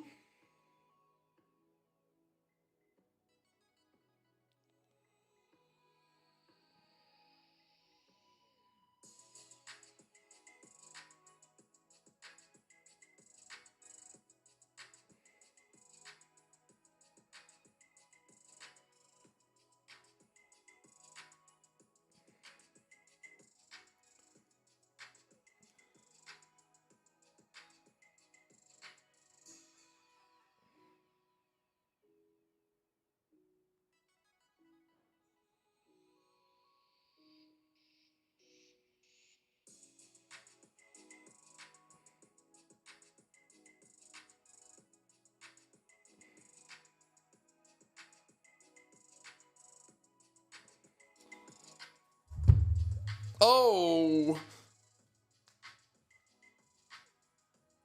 Oh.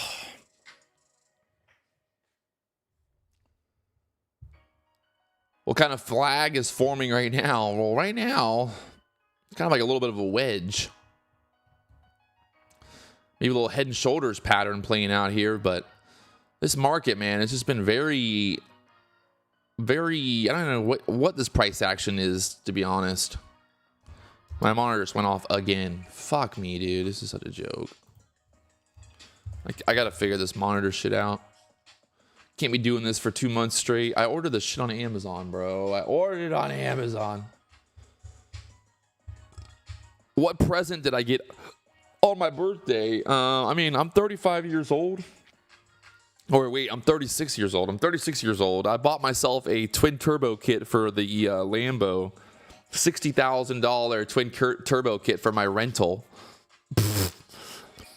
You know what's funny is the people out there, like, they look at my life and they're like, man, Patrick rents his cars, he rents his boat, it's all fake, it's not real. But it's like, it is all very real. The people just cannot they just can't understand that maybe, possibly, you know, I'm smart, I'm good at what I do. Like, they just don't understand it, you know. People just cannot grasp the idea that maybe, just maybe, Patrick really is a millionaire. Maybe Patrick really is rich.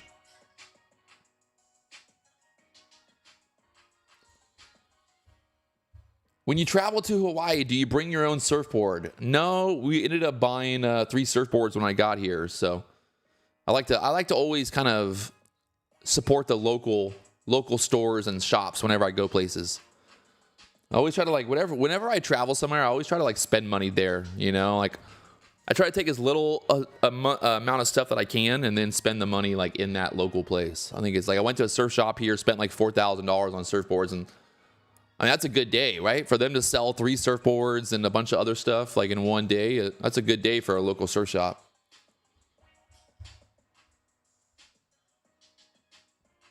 ChatGPT says that Patrick is not showing his losses. Yes. Guys, I have to tell you the truth.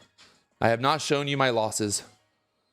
This is Photoshop, okay? I apologize. It's not real. Nothing is real anymore.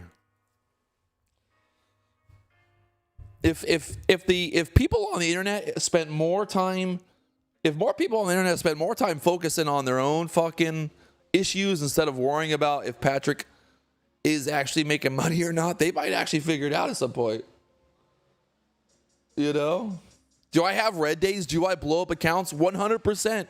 I've never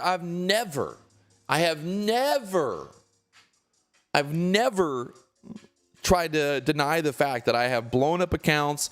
I've blown up, you know, I don't know, I've fucking blown up 1,000 evaluations in my lifetime. But that's the whole point, right? Like, if you're going to trade fucking prop firms and stuff, like, the whole point is the leverage, right? You can buy an account for $30. If you blow it up, it's like, hey, you lost $30. You know, when I'm trading my live account and I'm trading fucking with $100,000 real money in my account, like, hey, I don't want to blow up that fucking account, but I'll totally blow up the fucking prop firm accounts. I got no problem with that. That light's not working again.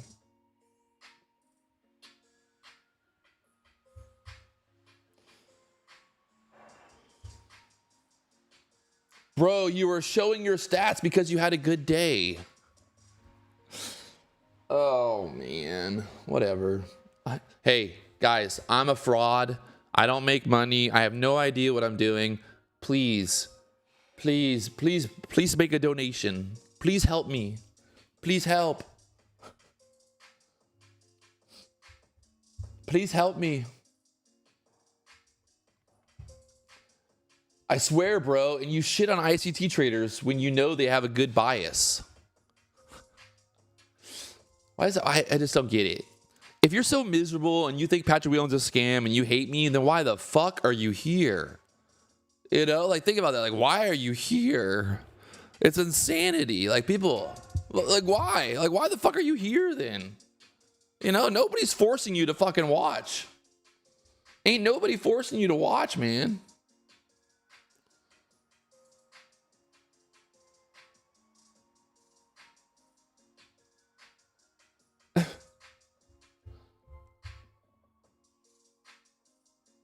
Where do you think it's going? I mean, right now it's kind of looking, I was saying, like a head and shoulders kind of playing out here. If we kind of break this neckline, the VWAP has still not been touched all day.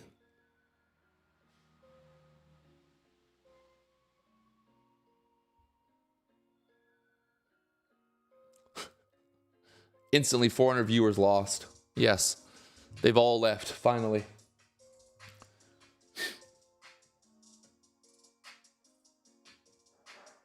Still holding up there.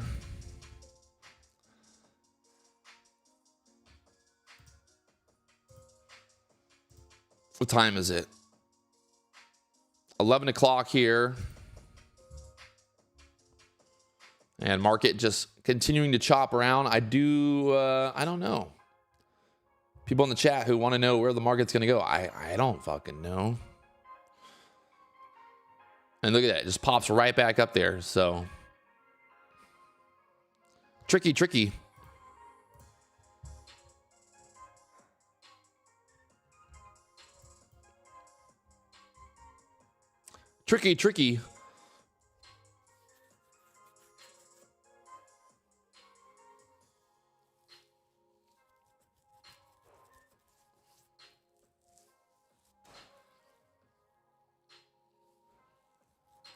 What do you know?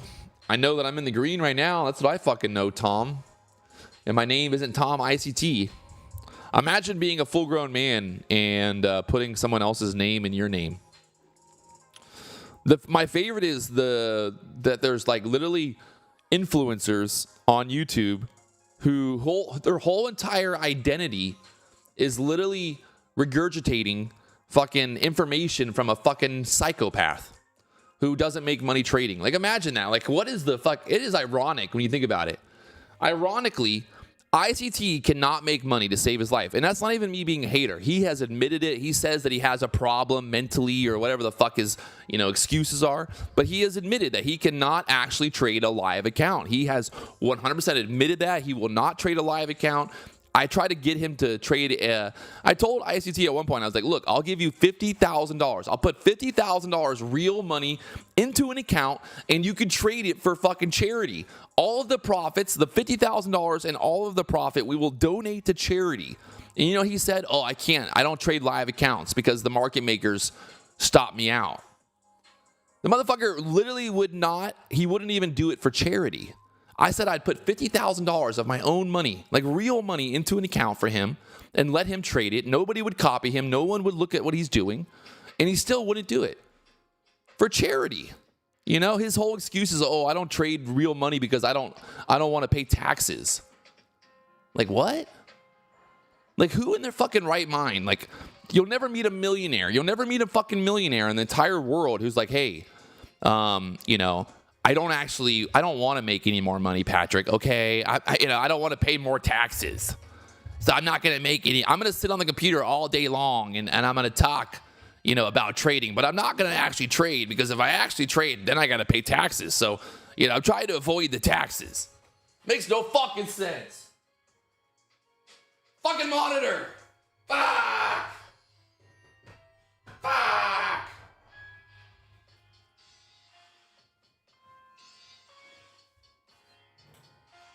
Come on, but honestly, you gotta admit, like the things that ICT says, and then like you gotta think like, wait, he doesn't trade because he doesn't want to pay taxes.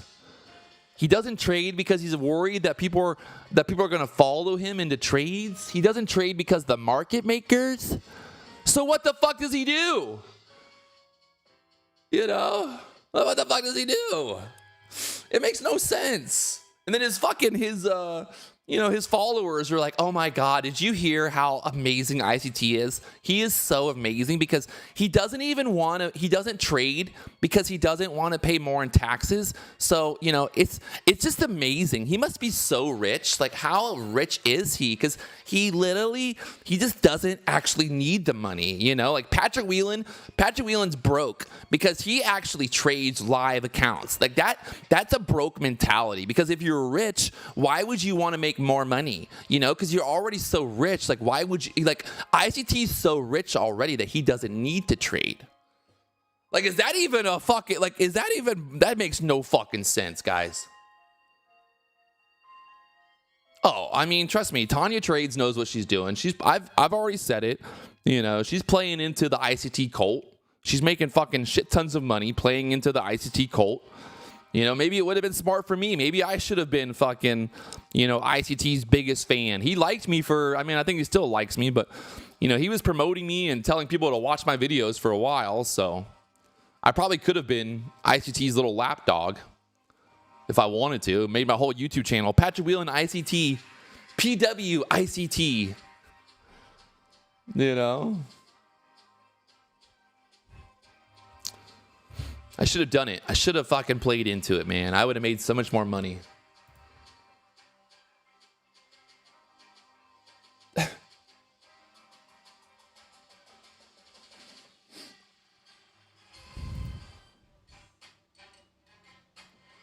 These 15-minute candles are not looking very sexy right now.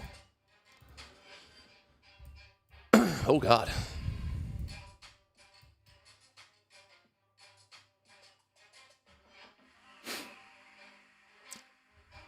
Market just is refusing to pull back here.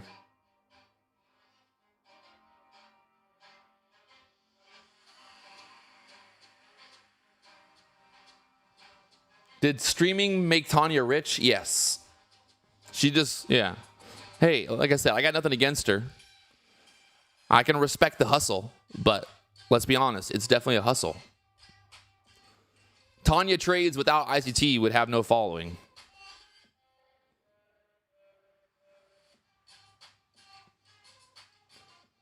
Why does Danny Trades post funny pictures of your face?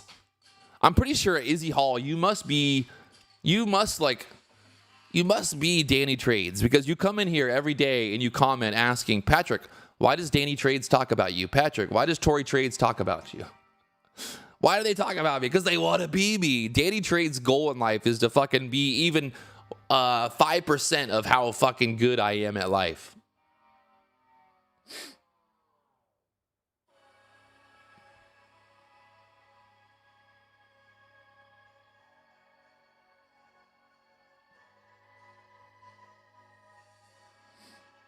Danny Trades is goated.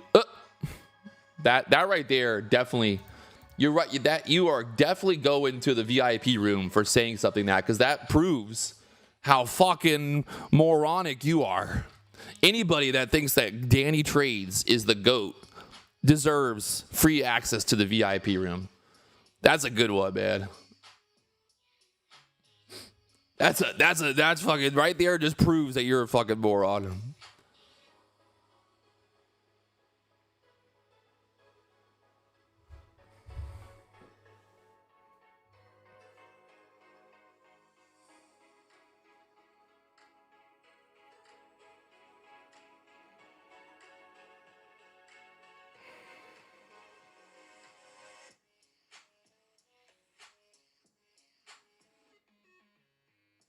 What forms, babe?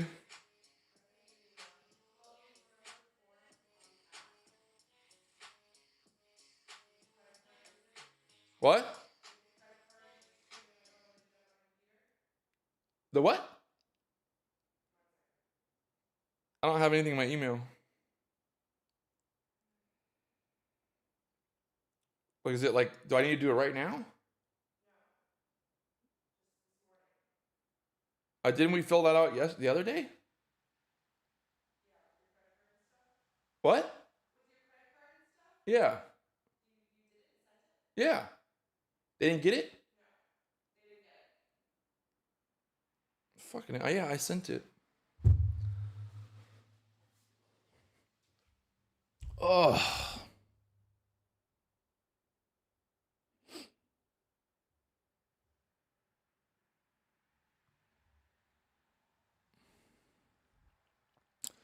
And the Nasdaq chopping back down here. So, like I said, just this price action right now, I do not love it. I don't think it's conducive to trading by any means.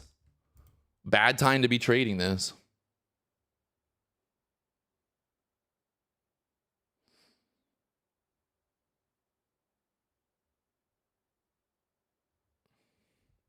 Bad time to be trading this. 5 o'clock here in Hawaii, so.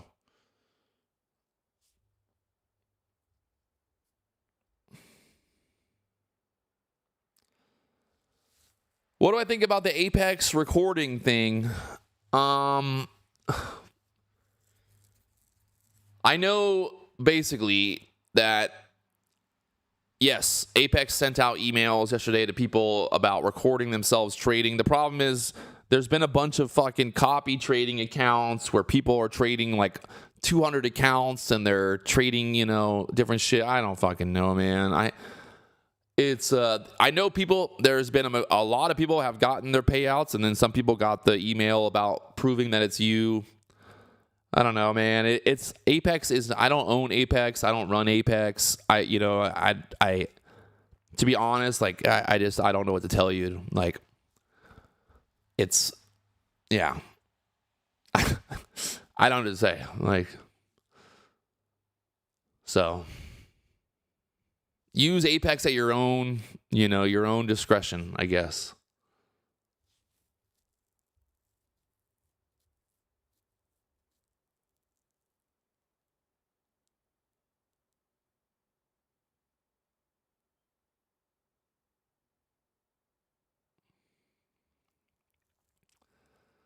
Do I think Take Profit Trader is better? I think they're very. I think Take Profit Trader definitely is very quick to pay you out. They're very on it. You can get instant payouts with Take Profit Trader. I don't know. The nice thing is, luckily for traders, there's a lot of options out there now for prop firms. So just got to pick your poison, I guess.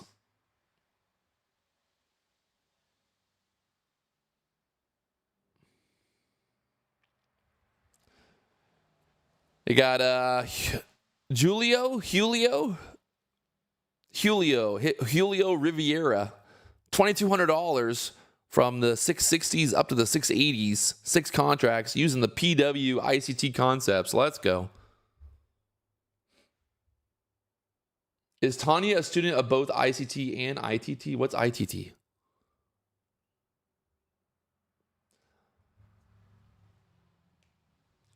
I mean, the whole thing about Apex is they have like, I think Apex has like over 100,000 customers. And yes, like, you know, there's some people have issues, and then there's a lot of people who don't have issues. So it's hard to say, honestly. Like, I don't know exactly what they do. Like, I don't know their, you know, the actual numbers on everything. So again, you know, I don't know, to be honest. I've been talking to the company. I've been having meetings with them. I've been doing everything I can to try to figure out kind of a future and stuff with them and just all that. So I know that they have hired they've hired like 30 new customer service reps. They did fix the problem where Rhythmic wasn't working. So that's been fixed. Their goal, they told me that their goal is to get to a point where the payouts are at 48 hours, right? So if you submit a payout, it'll get approved within 48 hours. That's the goal. But again, it's not my company. I don't know exactly. So I can't tell you for sure what is going to happen, but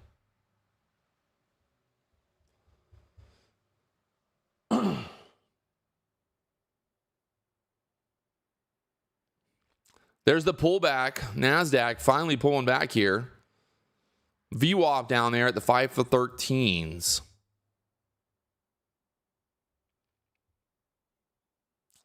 Got the Dow and the ES pulling back. Nasdaq pulling back here.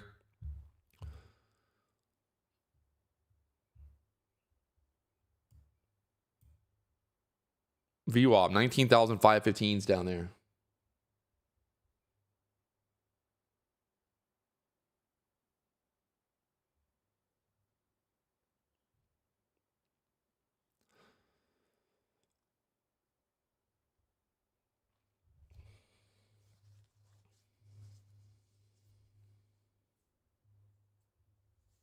How is trading from Hawaii? Would you stay there forever? I lived in Hawaii for about 2 years. If you guys remember back 2020, 2021, 2022, I lived in Hawaii already. So people always like, how do you do it, Patrick? I'm like, well, I've already done it.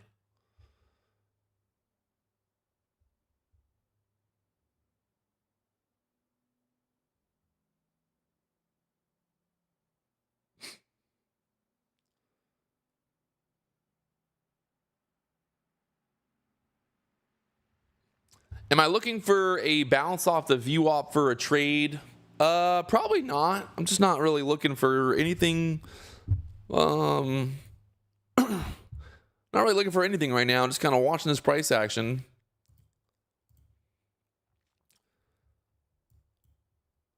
Like we said, kind of that head and shoulders playing out here now. Kind of a finally breaking through that neckline. You would think this would start to pull back here at this point. Would be what you would think would happen, but this price action has been very, very kind of just, I don't even know what you call it. Choppy, I guess. I mean, we're pretty much in a big range here now. You got a triple top up here. Bottom of this range down here, 540s.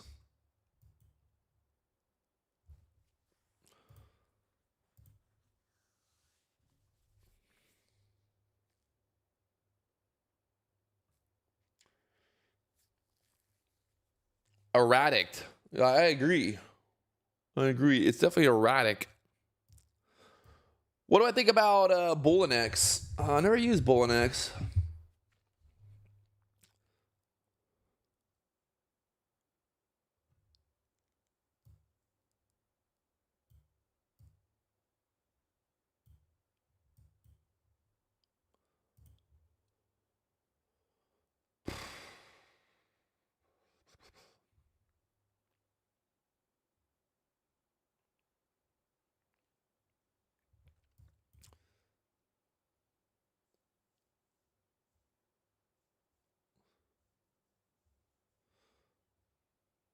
What's the local dish of the area? I don't know. I guess maybe some poi. Some poi. Poi, poi. Some poke bowls. Pretty good poke bowl spot on the North Shore, Rise Poke Shack. If you ever go there, tell them Patrick sent you. They'll hook you up a little extra poke on top, you know, a little special sauce. Oh my God, this computer, I can't. It did it again. The monitor turns off again. Why?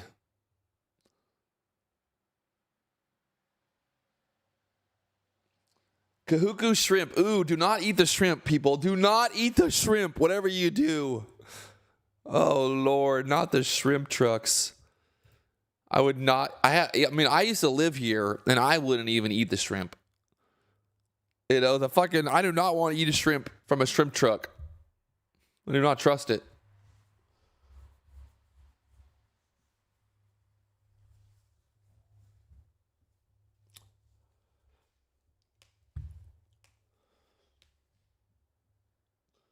Did you ever put weights in your fish? No, we don't put weights in our fish. I'm a world champion sail fisherman, man. I'm not no bass fisherman. Not no bass or walleye or some stupid fucking fish shit. For a live account, any company that you recommend, Optimus Futures. Hit up Jake at optimusfutures.com. Tell them Patrick sent you. They'll hook you up. And the best part is they don't even pay me. I just know the guys in real life, so... They're actually right there in Boca in Florida.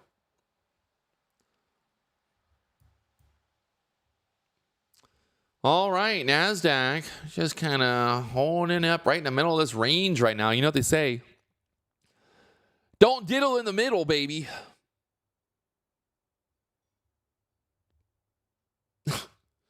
Gabriel, last place I told Patrick sent me, they gave me the tickle. Uh-oh.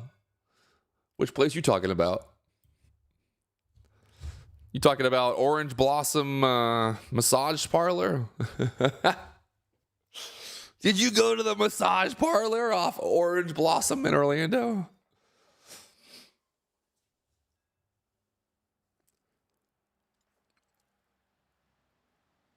What's the initial margin to trade E-minis? Depends on the broker. Most futures brokers allow you to trade one contract per 1,000. So if you have a $25,000 account, you can basically trade 25 Nasdaq contracts.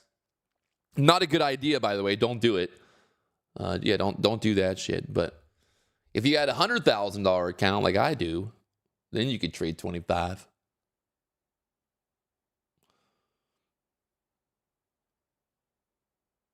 What do you think is better? 150K for a higher daily return on the sole account or multiple for smaller amounts? I guess it really just depends on your trading style. I mean, if you're trading with Apex, nothing wrong with, trade 2 or 3 accounts, 5 accounts, whatever it is, and just spread out the risk, right? That's the whole point of like the copy trading is you can have multiple accounts and then you spread out the risk. So you have more drawdowns. So like if you think about it, if you have 20 accounts and you have a $2,000 drawdown, that means you have $40,000 like total drawdown with everything combined. So, you can trade 1 or 2 contracts spread out across 20 accounts and, you don't need to go all in all the time.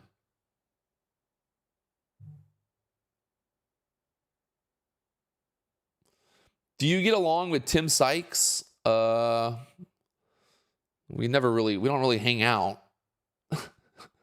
Never really hung out with him.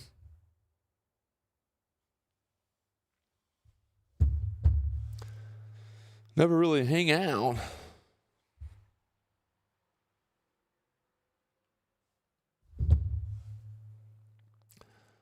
Hey, Patrick, why do you talk shit about every other trader? I was trying to find educational content, but the only thing that I found was you talking down to someone. That's all I do. We don't do any trading. We don't do any educational content. We only talk shit. So which trader would you like to talk shit about next?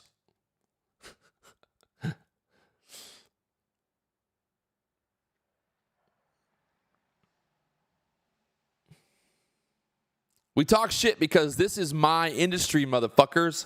I built this industry. I am the OG, motherfuckers. I built this shit. I did. Patrick motherfucking Wieland. I built this motherfucking industry. Think about it. I built it with my bare hands. I was the first person in the industry to be doing it like this. I was live streaming fucking years ago, back before Tory Trades was still in fucking diapers. Back when she was in diapers. Look at this. Look at this. 2017, motherfuckers. What you got? What you got? Live morning show. I was live on YouTube back before Tory Trades was still fucking buying what she was doing. Fuck it. Look at this. Doing it live. 2017. This is why I'm allowed to talk shit, because I am. I am the innovator. I am the man. I am the myth. I am the legend. All right? Get it straight. Get it straight, people. Get it straight. Get it straight, people. Look at this guy. Live. I was showing live trades on YouTube before anybody. Before anybody. God damn, look how good looking I was. I was a young boy. I was a young boy picking my nose live on YouTube. Picking my nose right here. I'm in a live trade. People talk so much shit. They're like, Patrick, you never trade live. Look at this. But right here, I go short. Going short, I think. It's coming up. Market's about to open. Watch me go short right here. Watch me. Watch me now. This is back when I was trading the small caps. All right. So, oh God, my fucking monitor just went out again. I can't even see the video anymore. Fuck. This is a joke. This is a goddamn joke.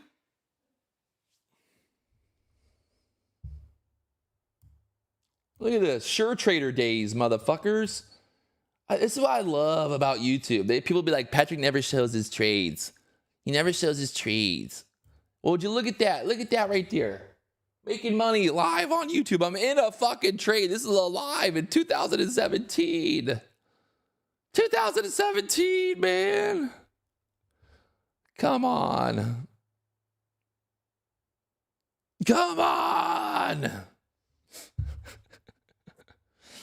Those are the good old days. The funny part is, look at the views. 2,000 views back in the day. Man. We did it, boys. Look at that. Trading the small caps. What a time. What a time to be alive. I built this game. I built it. And that's why I get to sit around and talk all the shit I want. Because everybody else is just following in my fucking path. Everyone else is just following what I've already done. You know, these new YouTubers, streamers come along. They think they're doing something fucking innovative. Oh, look at me, I'm doing it. Like, yeah, go fuck yourself. Back when you were still in high school. Back when you were fucking still in high school, kid, I was already fucking doing it. Already doing it.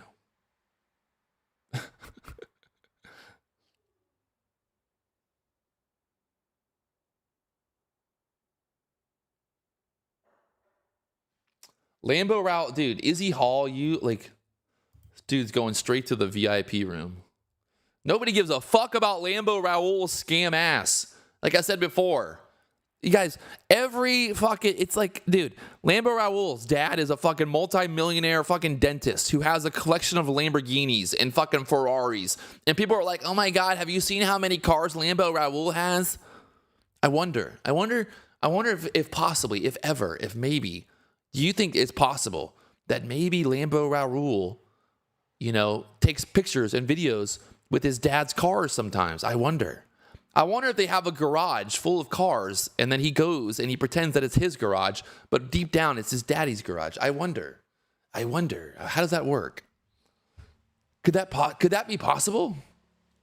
I mean, if my dad had a fucking garage full of Ferraris and Lamborghinis, I'd be there. I'd be streaming in that garage. No, I'm not gonna say I wouldn't do it.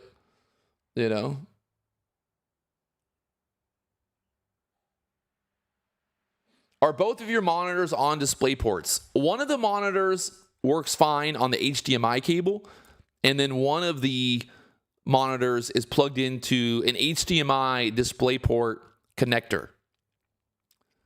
So what should I do?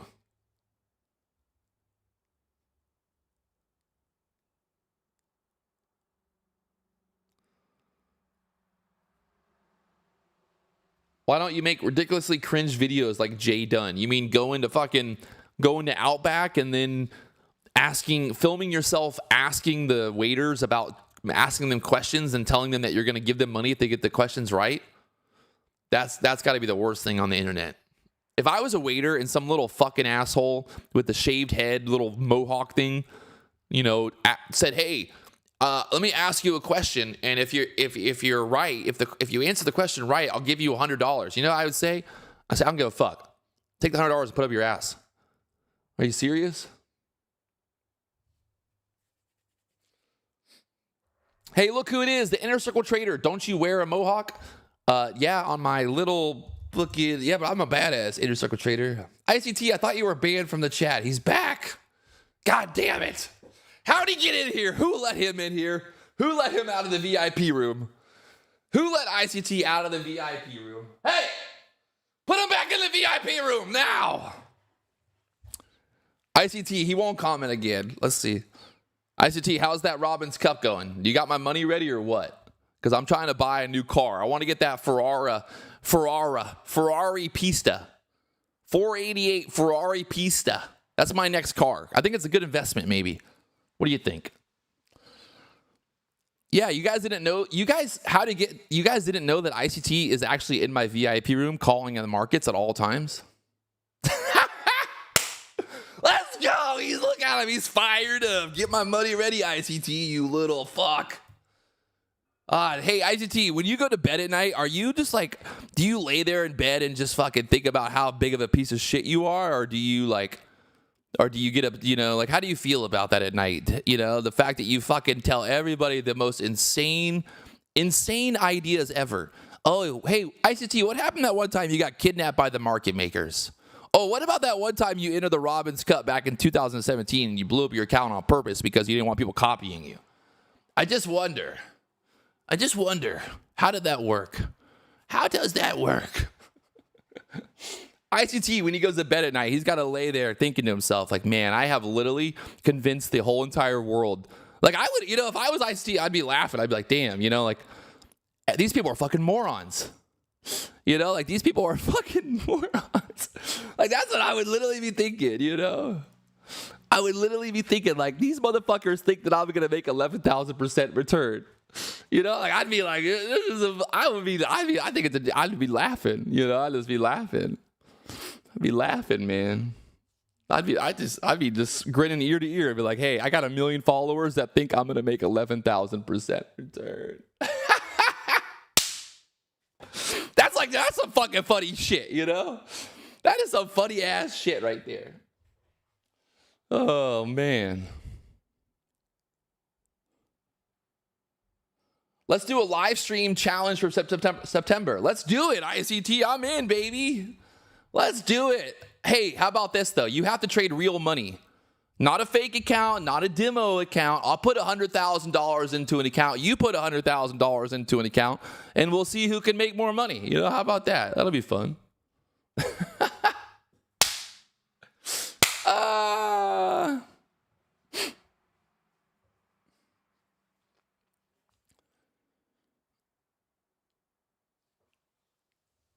Patrick, imagine you lose. I'm not worried about losing, guys. Even if I lose, hey, I'm okay. If I lose $100,000, I'm still gonna win $500,000. I'm still gonna win. I'm still gonna win $500,000.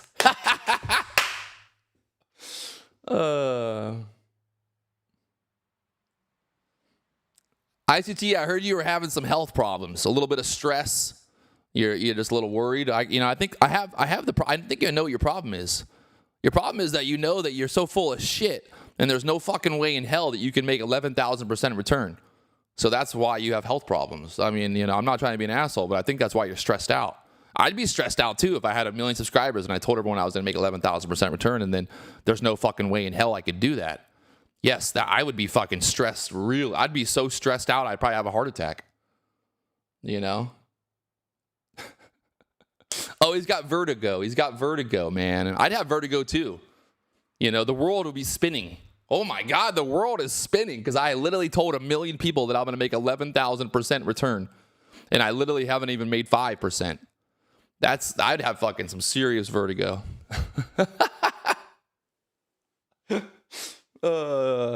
I'd have some serious fucking vertigo right there.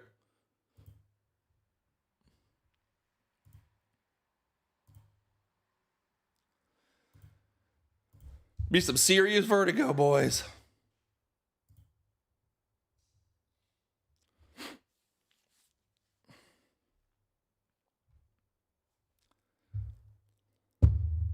Oh, the room is spinning. The room is spinning. I got vertigo. I can't trade anymore. Can't even look at the charts. Oh, where's the draw on liquidity? Oh, the vertigo.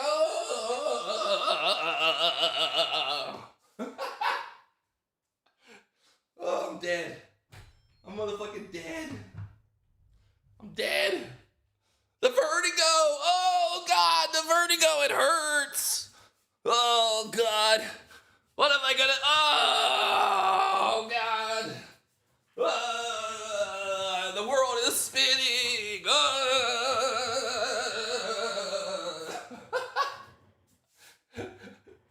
Oh, God. The vertigo.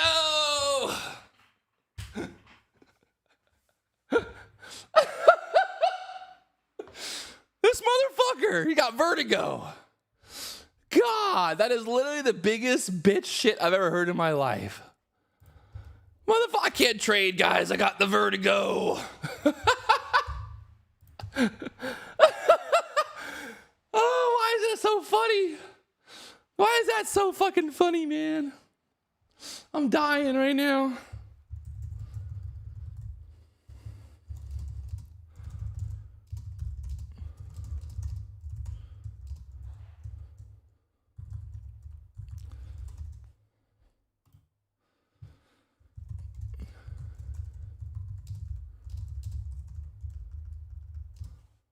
Vertigo. Some funny shit. That's some funny shit. ICT, when are you going to come on the stream? Come on the stream. Let's do it. Me and you, baby. It'll break the internet. We'll have a debate. You can prove it'll be like a Kamala Harris versus Donald Trump debate. It'll be like a presidential debate. I think it could be good. It would really help with your book sales. Come on.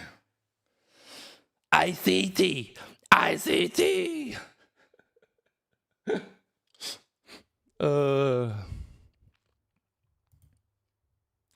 The good thing is if ICT wins the Robbins Cup with 11,000% return, I'm gonna pay him the $500,000 and then I'm gonna go live in the woods. Honestly, like at that point, I'm just gonna go live in the woods. I told you guys, like I'm gonna go find a little hole in the mountains somewhere here in Hawaii, and I'm just gonna live in that hole for the rest of my life. Because at that point, my mind will be so fucking blown that I'll never be able to trade ever again. I literally wouldn't. I would not be able to ever trade ever again because my mind would be so fucking blown. I would be absolutely mind blown. I would not be able to even look at a chart ever again. I swear to God, like I swear, like you don't think I'm joking. Like if ICT could make 11,000% return, my brain would just be like, I'd just be fried. It would be over. It would be on another level of just insanity. I don't know what to do. I would just have to give up. I'd have to just be like, nope. There's no point in me doing this ever again. I just had to be like, well, it's been fun. I'm so confused. I don't know what to do now.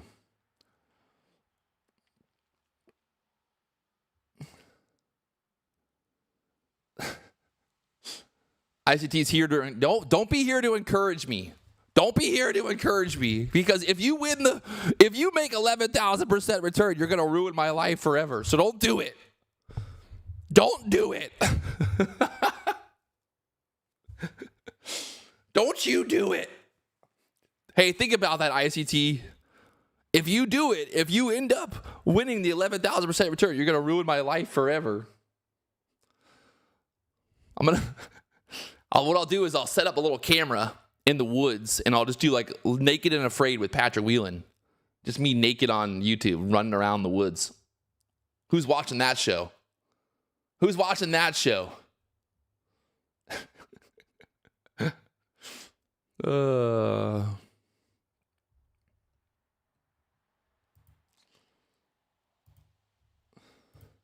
Victoria's gonna leave me. It's over. My life would absolutely just be over, man.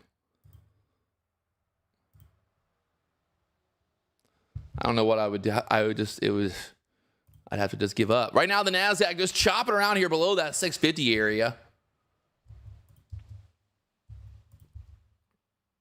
Just chopping around here.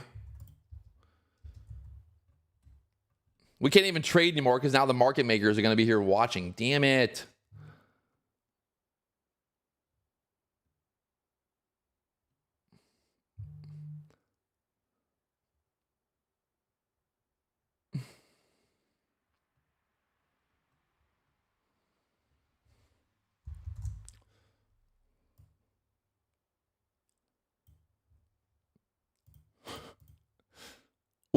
Tell me where the market's going next, ICT. Tell me. With precision. I want precision entry and exit from this position.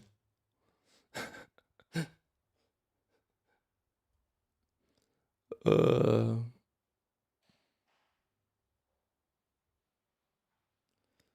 the tick precision in my demo account. Please help me.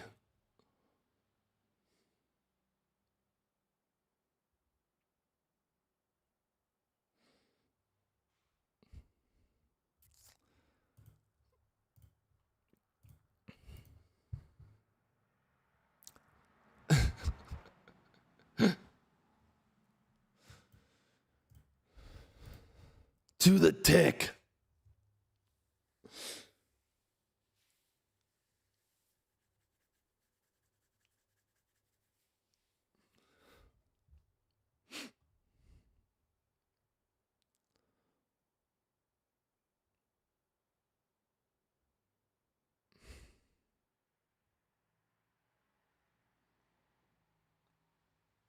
I saw a funny meme the other day about how people who buy Corvettes are poor. Poor ICT. He thinks he's cool with his Corvette. Little does he know that the internet thinks he's poor because of it. There's a whole meme about it. Like, people who buy Corvettes are poor. I'm like, oh, damn. Somebody must know that ICT has a fucking Corvette.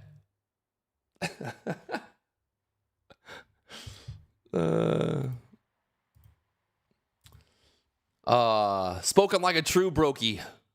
Loving his Corvettes.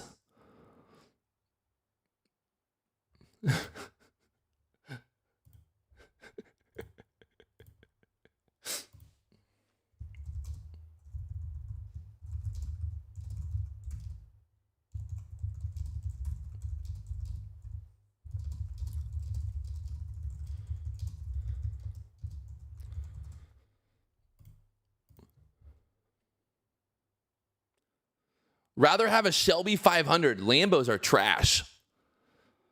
Oh, this is, I always laugh when people say this shit because I'm like, yes, I understand that you're broke. I do understand that. I understand that you're broke.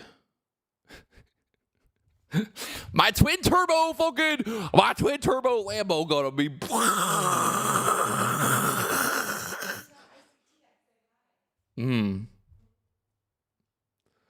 Muscle over exotics. Why hey, stop being so poor, Stop being so poor, man.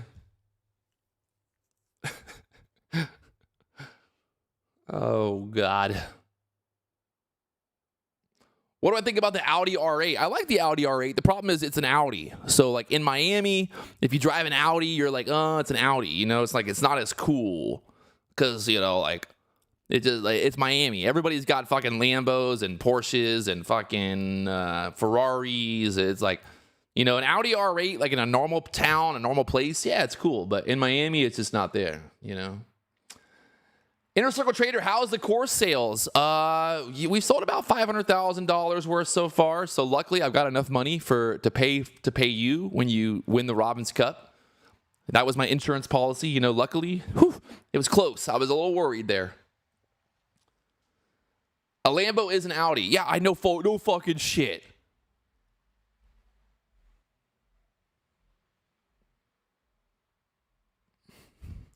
I mean, the R8 and the fucking Huracan have the same motor, basically. ICT, how much money did you make off your first mentorship? 6 figures or a couple million? How'd that work? Your private mentorship, how much money did you make off that?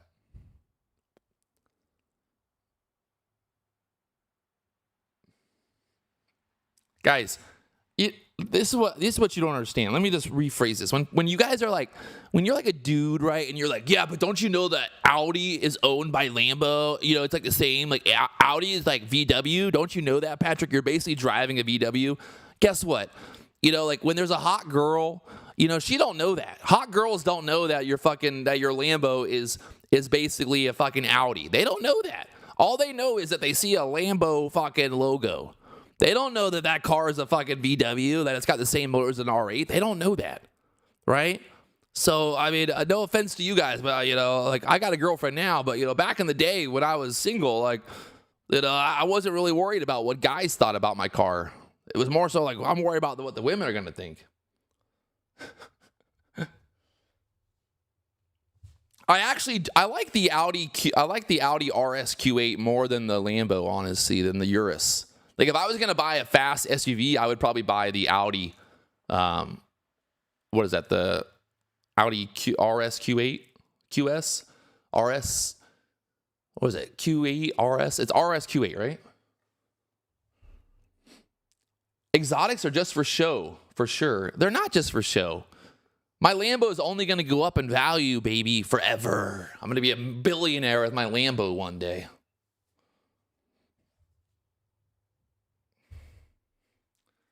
The Lamborghini.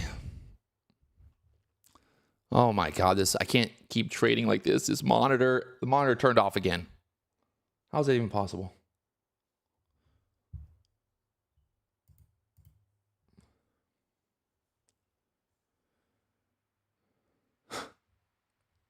Tom's lean. How's the day going, Patrick? Managed to blow 2 PAs on a bottom tick. Ooh. Yeah, today is, like I said, diddling in the middle here. Don't diddle in the middle.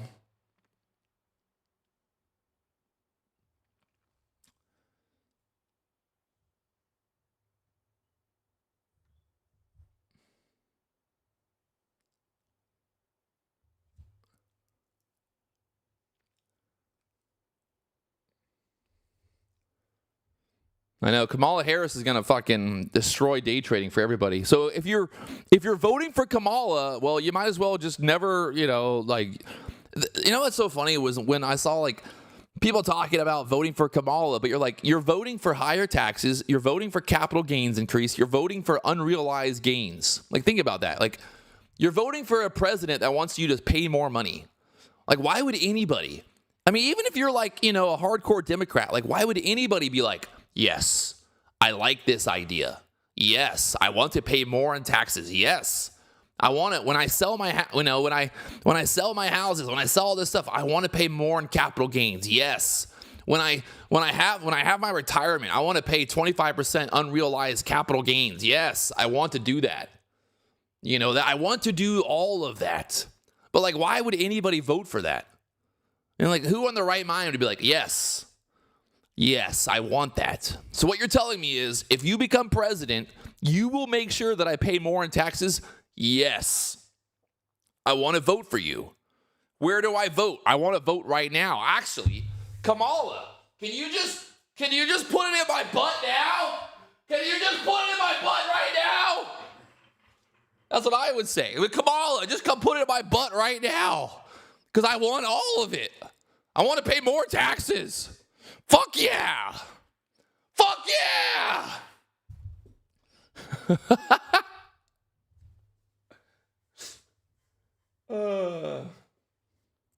I want to pay more.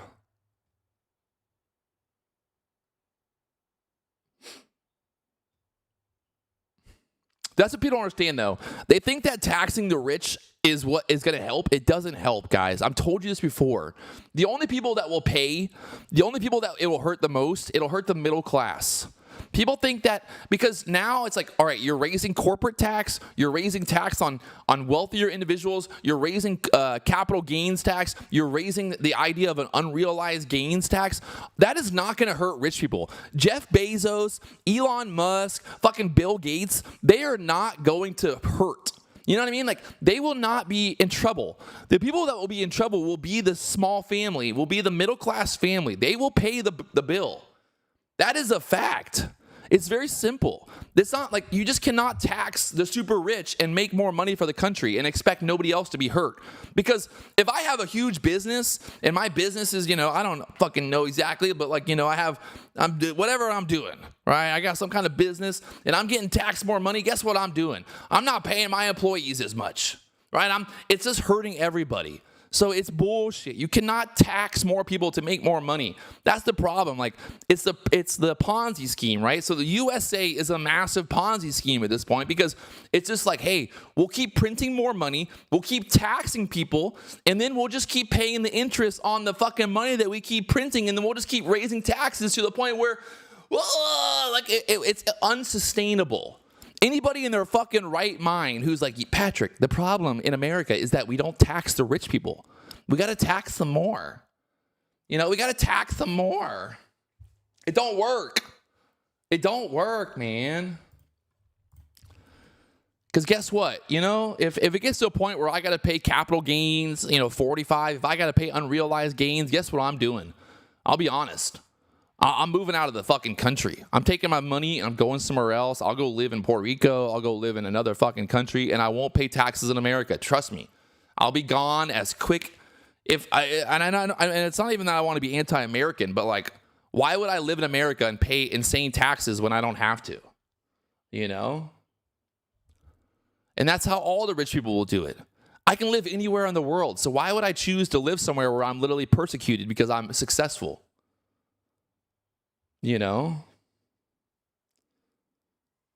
Why?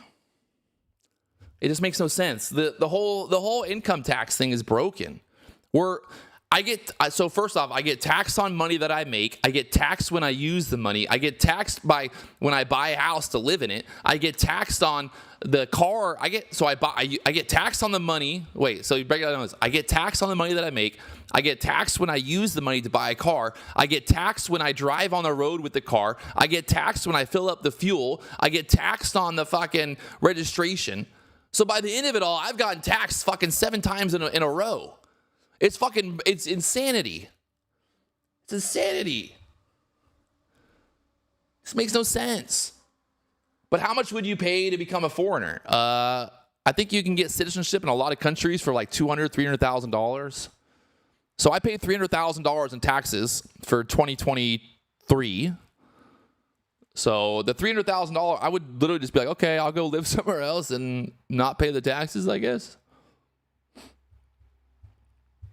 Don't forget about the exit tax. What does that even mean, exit tax?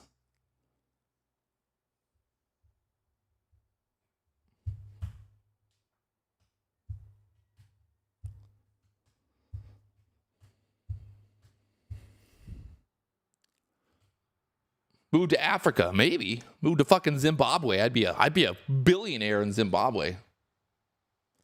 In order to not pay taxes, you'd have to renounce your citizenship. Hey, at a certain point, I might have to be honest.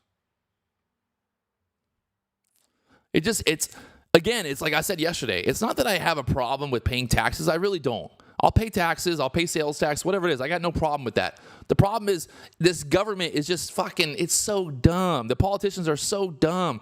They spend money on the stupidest shit. Like, why am I paying all this tax money to fucking send the money to Ukraine, to send it to other places? Like, what does that do for me? Like, oh the fuck, why am I paying for Ukraine? Like, why is it my fucking issue? I don't live in fucking Ukraine. Why do I gotta send money there? Don't take my money to fucking Ukraine. Why don't you use my money to make the roads better, make the schools better, pay for something other than in a fucking America, not in fucking Ukraine.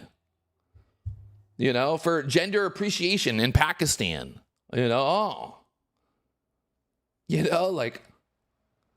this makes no sense. Probably gonna get, if I ever disappear, you know why? They came for me, boys. They came for me. The fucking government's coming for Patrick Wieland. God damn it. Most of the money goes back to the Defense Department. Not really. The Defense Department is just paid. It's not even real money, man. It's not even money, man. It's fake. If the government can, like, at this point, the government can just print as much money as they want and nobody fucking even raises an eyebrow. But then they were like, man, inflation is getting so bad. I wonder why. I wonder why the inflation is getting so bad. I wonder. And then don't forget about, let's give everybody who's going to buy a new house $25,000 because, you know, giving people $25,000 that's definitely not going to cause inflation. You know, like, hey, if you give every first-time home buyer a $25,000 credit, I wonder what's going to happen. Let me think about it. Let me think about it. Let me just do that. Let me just think about it really quickly. Can I think about it real quickly? What's going to happen if I give first-time home buyers a $25,000 a $25,000 down payment assistance? What is going to happen? I don't know. What could possibly happen? The price of every house is going to go up $25,000. Wow, I'm a fucking genius. Like, how is nobody else, like, asking the same question? You know, like, how is nobody else in America, like, wait, what is she talking about? What is she talking, you know, like, a $25,000 tax, you know, home credit, and then, like, oh, we're going to give people who have a kid a $6,000 tax. It's just like, you cannot just give out free money. Remember back in COVID where they gave everybody like $1,000 or $1,500, whatever it was for the, you know, the I don't know what, the stimulus check, you know, the stimulus check. Everybody was like so excited. They're like, Patrick, the government's so great. It gave me $1,500 to live on. Like, how awesome is that? That's so great. And then all the businesses were like, okay, everyone's getting a $1,500 stimulus check. Perfect. The price of everything just went up 15%. It is, like I said before, I'm not Republican. I guess I am Republican, but I'm really not far right. I'm not far left. I'm right there in the middle. I think they're really, like, most Americans would agree with me. They want to pay least amount of taxes. Most Americans don't really give a fuck about LGBTQ and all that shit. Most Americans, all they want to do is be able to live their life, provide for their family, and have a freedom. That's all most Americans want. It's all the crazy fucking people that on the far left, the far right, whatever the fuck they're arguing about. But the majority of Americans just want to be able to live in peace, and they want to be able to work, and they want to be able to get paid, and they want to make money, and they want to have a home. They want to have a family. They really, like, most Americans just don't really give a fuck about abortion. They don't really give a fuck about all the other bullshit. They just want to be able to live and provide for their family. At least that's how I feel. Am I wrong about that, Are you guys, like... Somebody got mad the other day because they were like, did you see that there's a quote? Back in the day, Donald Trump said that there's nothing better than first-rate pussy. I'm like, well, I mean, he has a point. I mean, it's not really like, like, he's not wrong. I feel like for women should be like, yeah, hey, that's the truth right there, like. Guys, at the end of the day, like, like everything we do in life, I think really is about trying to get a woman. I mean, should he have said it? I don't, he wasn't the president at the time. I've said some pretty crazy shit online. I've said some crazy ass shit online before, but, like, does that make me a bad person? I don't think so. I'm just saying what I feel. My opinion.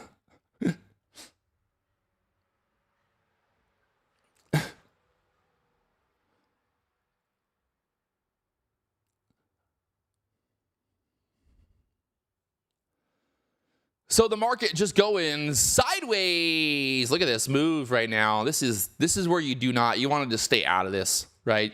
Even, hey, I think me and ICT, Michael Huddleston, we can agree on one thing. Not a good time to trade. We could agree on that, huh, Michael? Michael, are you still here? Mic check. Patrick, use a USB-C cable from the Mac Studio to a USB-C on the monitor, or connect the USB-C on the Mac cable to an HDMI adapter for both monitors. This works for me.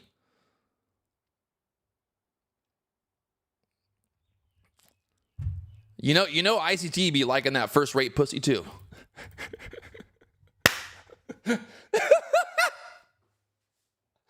ICT be liking that first rate pussy.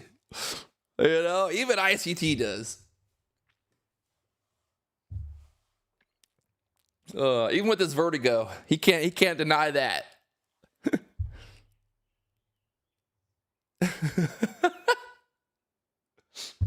See, I told you.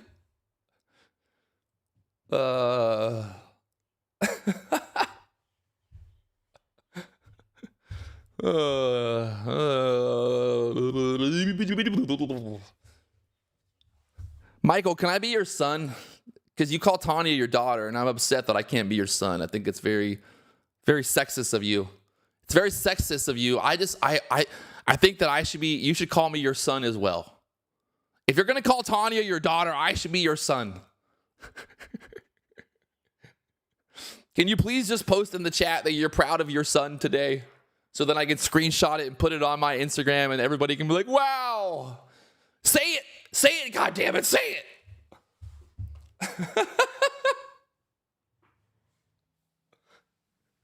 Please. Will you just say it? I want to post it on my Twitter.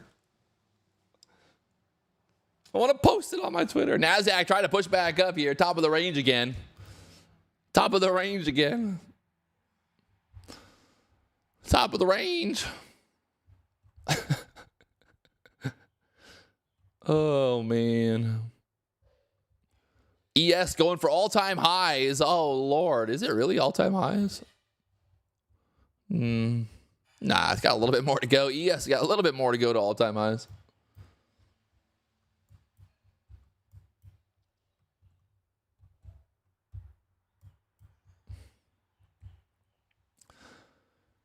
Oh.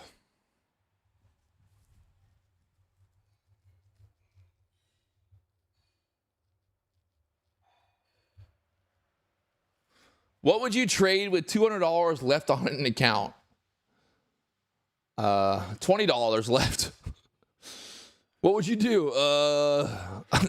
That's a tough one.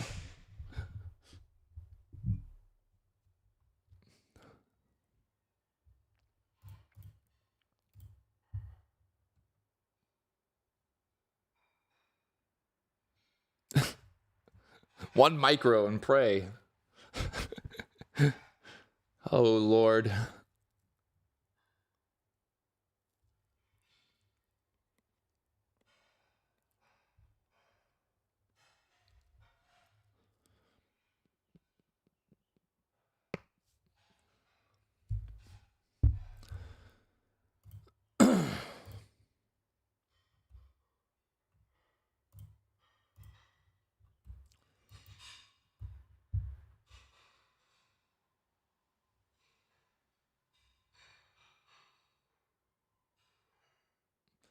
I mean, if you look at the 15-minute chart, this thing does kind of look like it wants to go higher here, to be honest. Now this little push up, little breakout back up here. So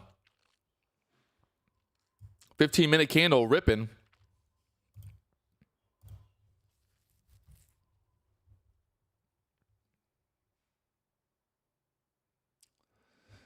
Patrick, how do you stay so patient? Years of experience, my friend. Years of experience. I know that when I am not patient, when I just FOMO into a trade, when I, just take a trade because I'm excited or whatever it is, that's when I'm going to blow up my account. So I would like to avoid doing that. I like to avoid those types of actions. So yeah, we're gonna try to avoid that.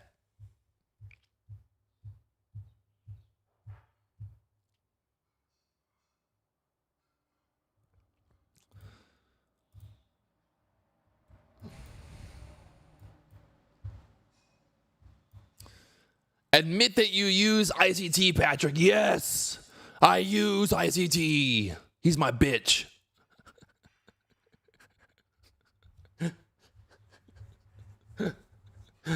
Oh, God.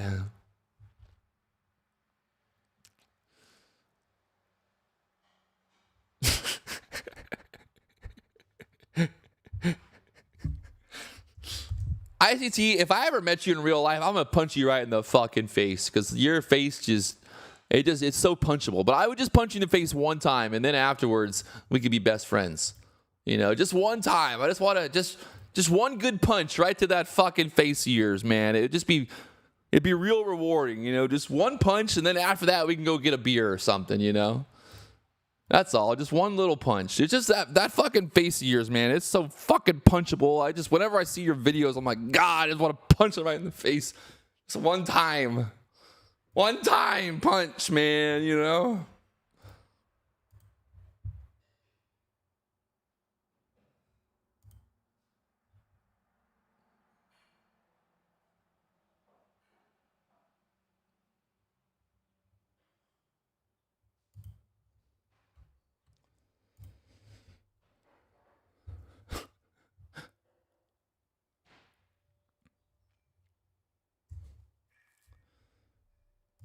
One time.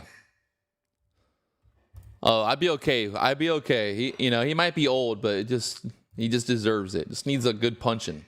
One good punching right in the fucking face. Right in the fucking face, boys. Just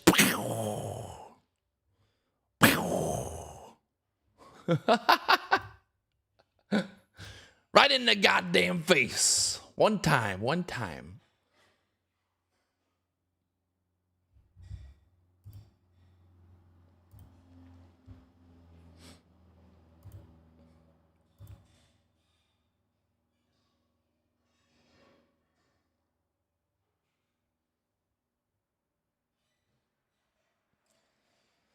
Patrick, what's your risk on the Nasdaq? Maybe just depends. 20 points, 30 points, 10 points. Just if I can look at the fucking YM right now, Dow going straight up.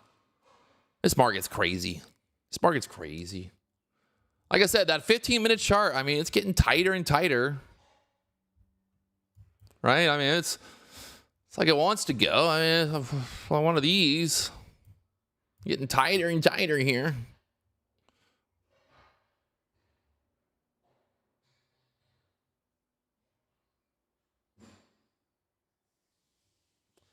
Who says he won't block you and counter with his tiger-like moves? He's got vertigo, bro. He won't even see me coming.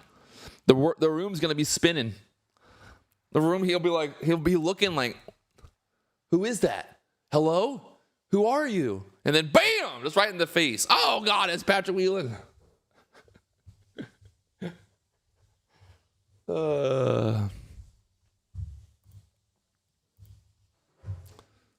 I got that vertigo.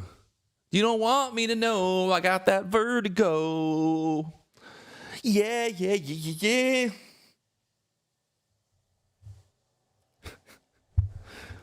ICT's got vertigo every day. He wakes up in the morning just fucking stressed out, fucking just palms sweaty.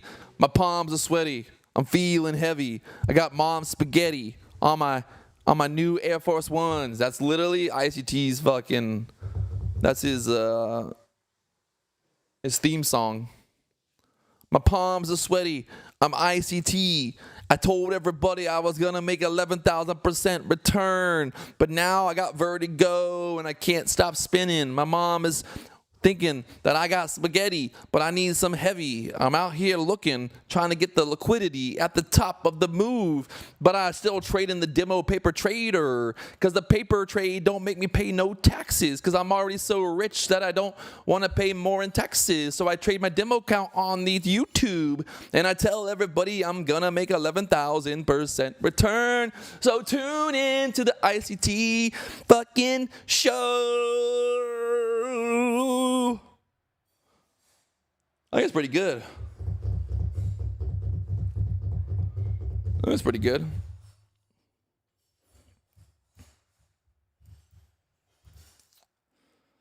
Nasdaq trying to break out here. If I was a gambler, I'd be long right now. But I'm not. So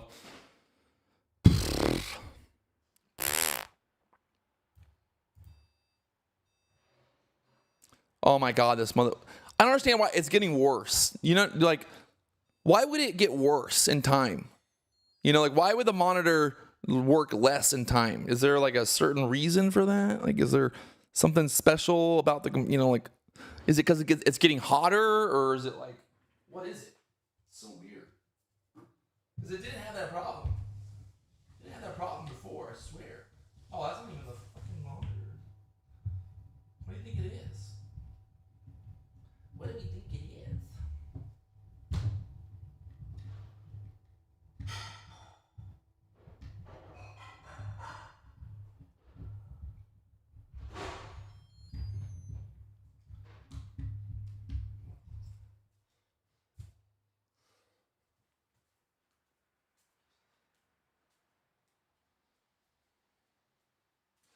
My name's ICT. I'm the #1 trader in the whole wide world. The market makers came to my house and kidnapped me and put me in a fucking van and told me if I keep trading, they're gonna kill me. So I can't trade real money. I only trade the demo because the demo don't make me pay no taxes. And then all my followers think I'm so good because I make so much money in my demo account.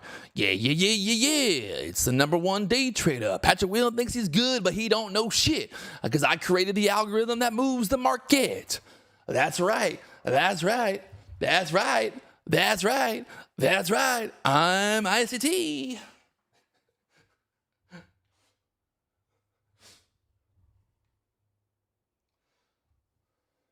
Oh my, the monitor's fucked now. It's literally just it's going on and off nonstop now. What the fuck? I can't work in these conditions. Dude, why is it getting worse? I don't understand.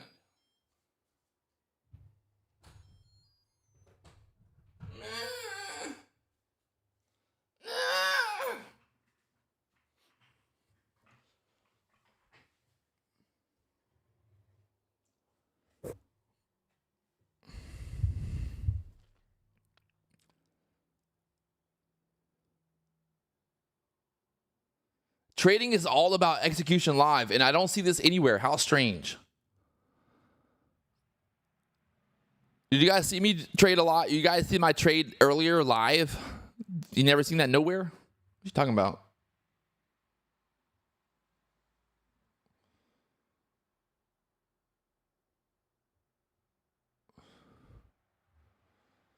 Ooh, good thing I didn't get long because I'm not a gambler. I'm not a gambler. ICT is going to break Larry Williams' record, and you all will eat your words. Yeah, you fucking idiots. Ha, ha, ha. Everyone's going to eat their words. ICT is going to trade and make 11,000% return. You just watch. You guys are all going to eat your reward. You're all going to eat it.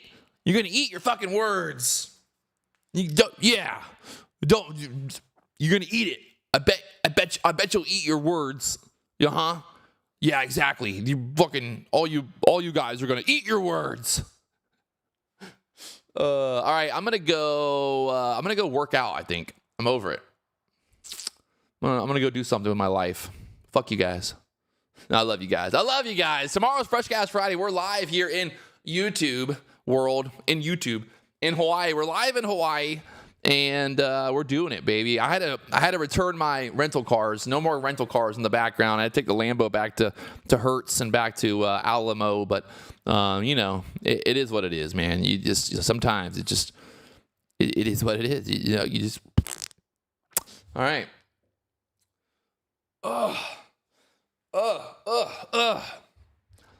I hope the people at Hertz. You think the people at the Alamo are going to be upset when I bring the Lambo back and it has a twin turbo kit on it? They might be upset. I don't know if that's against the rental agreement.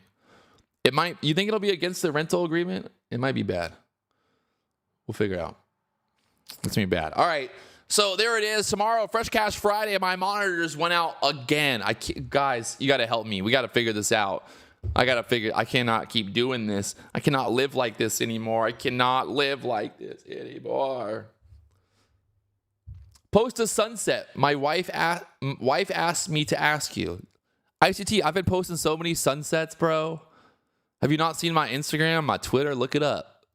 Follow me on Twitter, ICT. Hey, you won't. Imagine if ICT followed me on Twitter, the world would die. The millions of followers would die. They would just be like, and then die. They would be so upset. Oh my God, ICT followed Patrick Wieland. Just die. just dead. They just pass out. All right, I got to go. Really, I do got to go. But thank you guys. Love you guys. See you tomorrow morning. Fresh Cash Friday. It is what it is. We're making a little bit of money today, and we're walking away. I got to go. God damn, I can't even turn the stream off because the monitor keeps going out. Fuck me. It's the monitor that has all the stuff for the stream and like the chat and stuff. So I can't even turn it off. This is fucked. Why is it getting worse? I don't understand this. Why? It's only getting worse. Like every minute. Now it's like really won't turn on. It's just fucked. Fuck. All right, I gotta go. Peace.